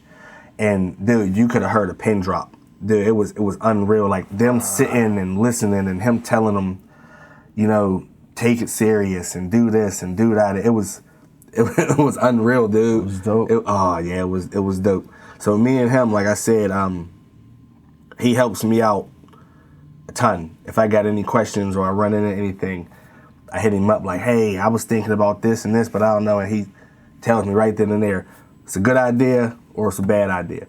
And if he says it's a bad idea, I don't be like, well, you know what I mean? I'm like, boom, I heard it out of your mouth. It's a bad idea. I'm not even gonna go further with it. There is so much I could say about that, but we are just about out of time. Yes, sir. Of course, I have one last question for you. Yes. I feel like you should know what it is by now, but do you feel you're successful? I feel like I'm on my way there. I feel like what I do is what any decent person who has the knowledge and the skill to help others would do. I don't look for any kind of recognition for what I do. I just enjoy doing it. I like working with kids. I like working with my hands. You put the two together, you get the perfect combination. Yeah. I feel like I'm successful as a parent in raising my kids. I feel like I'm successful in doing the things that I need to do for my family. But I think what the things that I do, though, are things that any individual who is willing to do the right thing would do. I gotta give some pushback. I was hoping that you would remember from last time what the response was, but regardless, me here, I always define success as reaching people. From my perspective, I believe you are entirely 1,000% successful. I appreciate you. You're welcome. Just simply the amount of lives that you've changed, that you've touched without even realizing it. I mean, and this isn't even necessarily just the people, you know, children and parents, adults that you've taught, but throughout life, period, just the way that you move, the character and personality you have, but then the people that are watching you from the background that you may not even have met them, that happen to catch a video on Facebook of you teaching a class or something like that, or heard stories about you from someone else who's taken the class and then it passes word of mouth. Like, I think the lives that you have touched have stretched so far beyond your field of view that you may not even be aware of, that just kind of puts you in this place of, to me, just like, wow, like that is magical. I appreciate you for sure. You're welcome. Definitely. Absolutely. To me, you are, I almost want to say to an extent like a role model, like even for me. Like there's things that you're doing and ways that you're operating that I aspire to be, that sometimes I may feel like I'm too busy for, or maybe I don't have the patience to deal with certain things. And it's not even like you're navigating things that you know 100%. Like some of the stuff, you're just kind of jumping in the pool like, I'll figure this out as I go.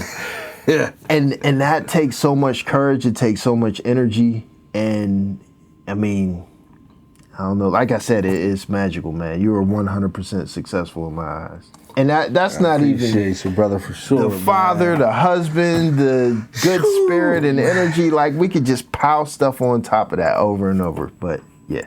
I appreciate it. And seeing the stuff that you're doing, brother, and getting that praise from somebody of your stature, what you're doing, it really means a lot for sure. Wow. Because I'm gonna be honest, there's a lot of times where I'll sit back and I'll say to myself, like,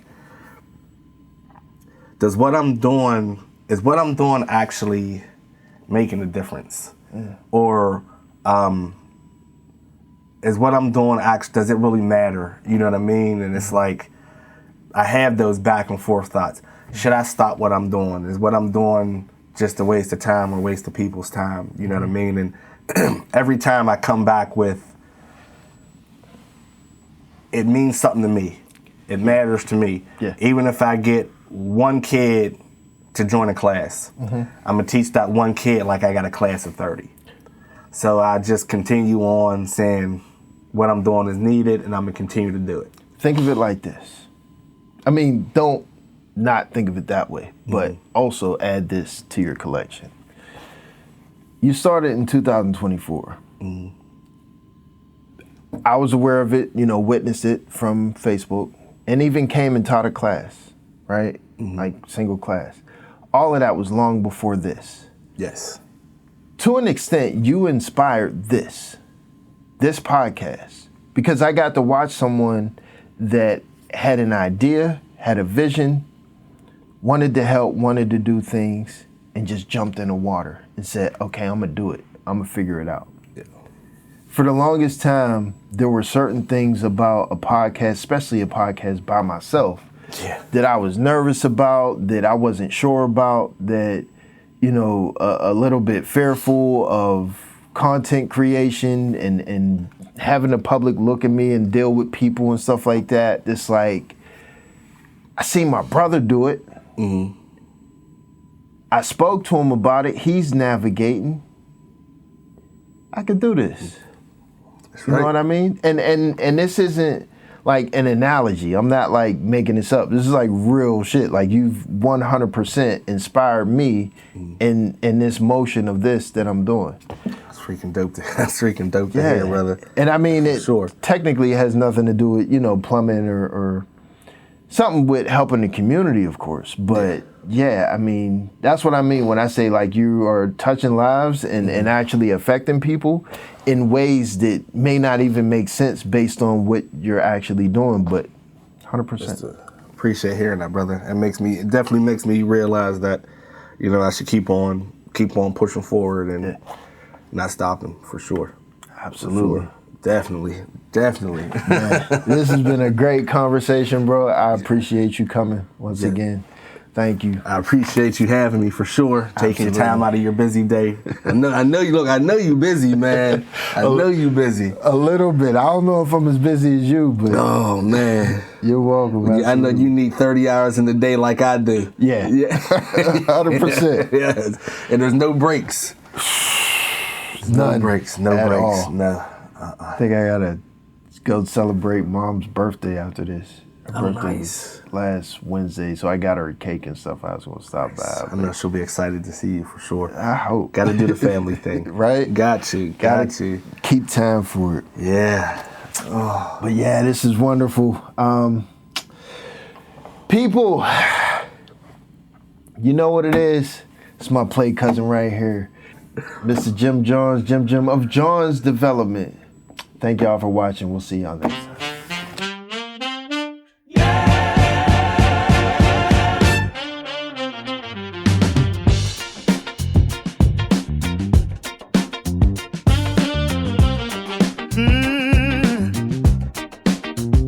Late nights, real talks, turn the noise down.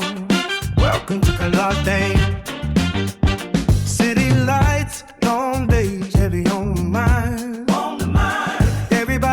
talking, but they never take the time.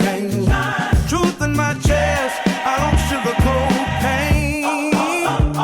If you sitting at the table, you gotta show your face. Conversations deeper than the surface, we've been shown. Ain't here to sell a dream, just to show you what I know. Every bush matter, every story got a way. If you living it for real, you gon' feel this pain. No scripts, no frames, just heart and time. If you listen close, you might change your mind. We don't argue just to win debates. We just shine a light where they hide the grave. It's the Kalaj Dame podcast, where the real don't gotta broadcast. Every truth gotta pass, every voice gotta lane. It's the Kalaj Dame podcast. Pull a seat, let the walls crack. If you ever felt unseen, you gon' feel your name. Yeah. From the block to the boardroom, same questions asked. Why we build so fast, we never heal the past. I don't play judge, I don't play your role. I just let you talk while the story unfolds. Bridging gaps, they pretend they there. Men and women trying to meet halfway, no filter, but respect stay intact.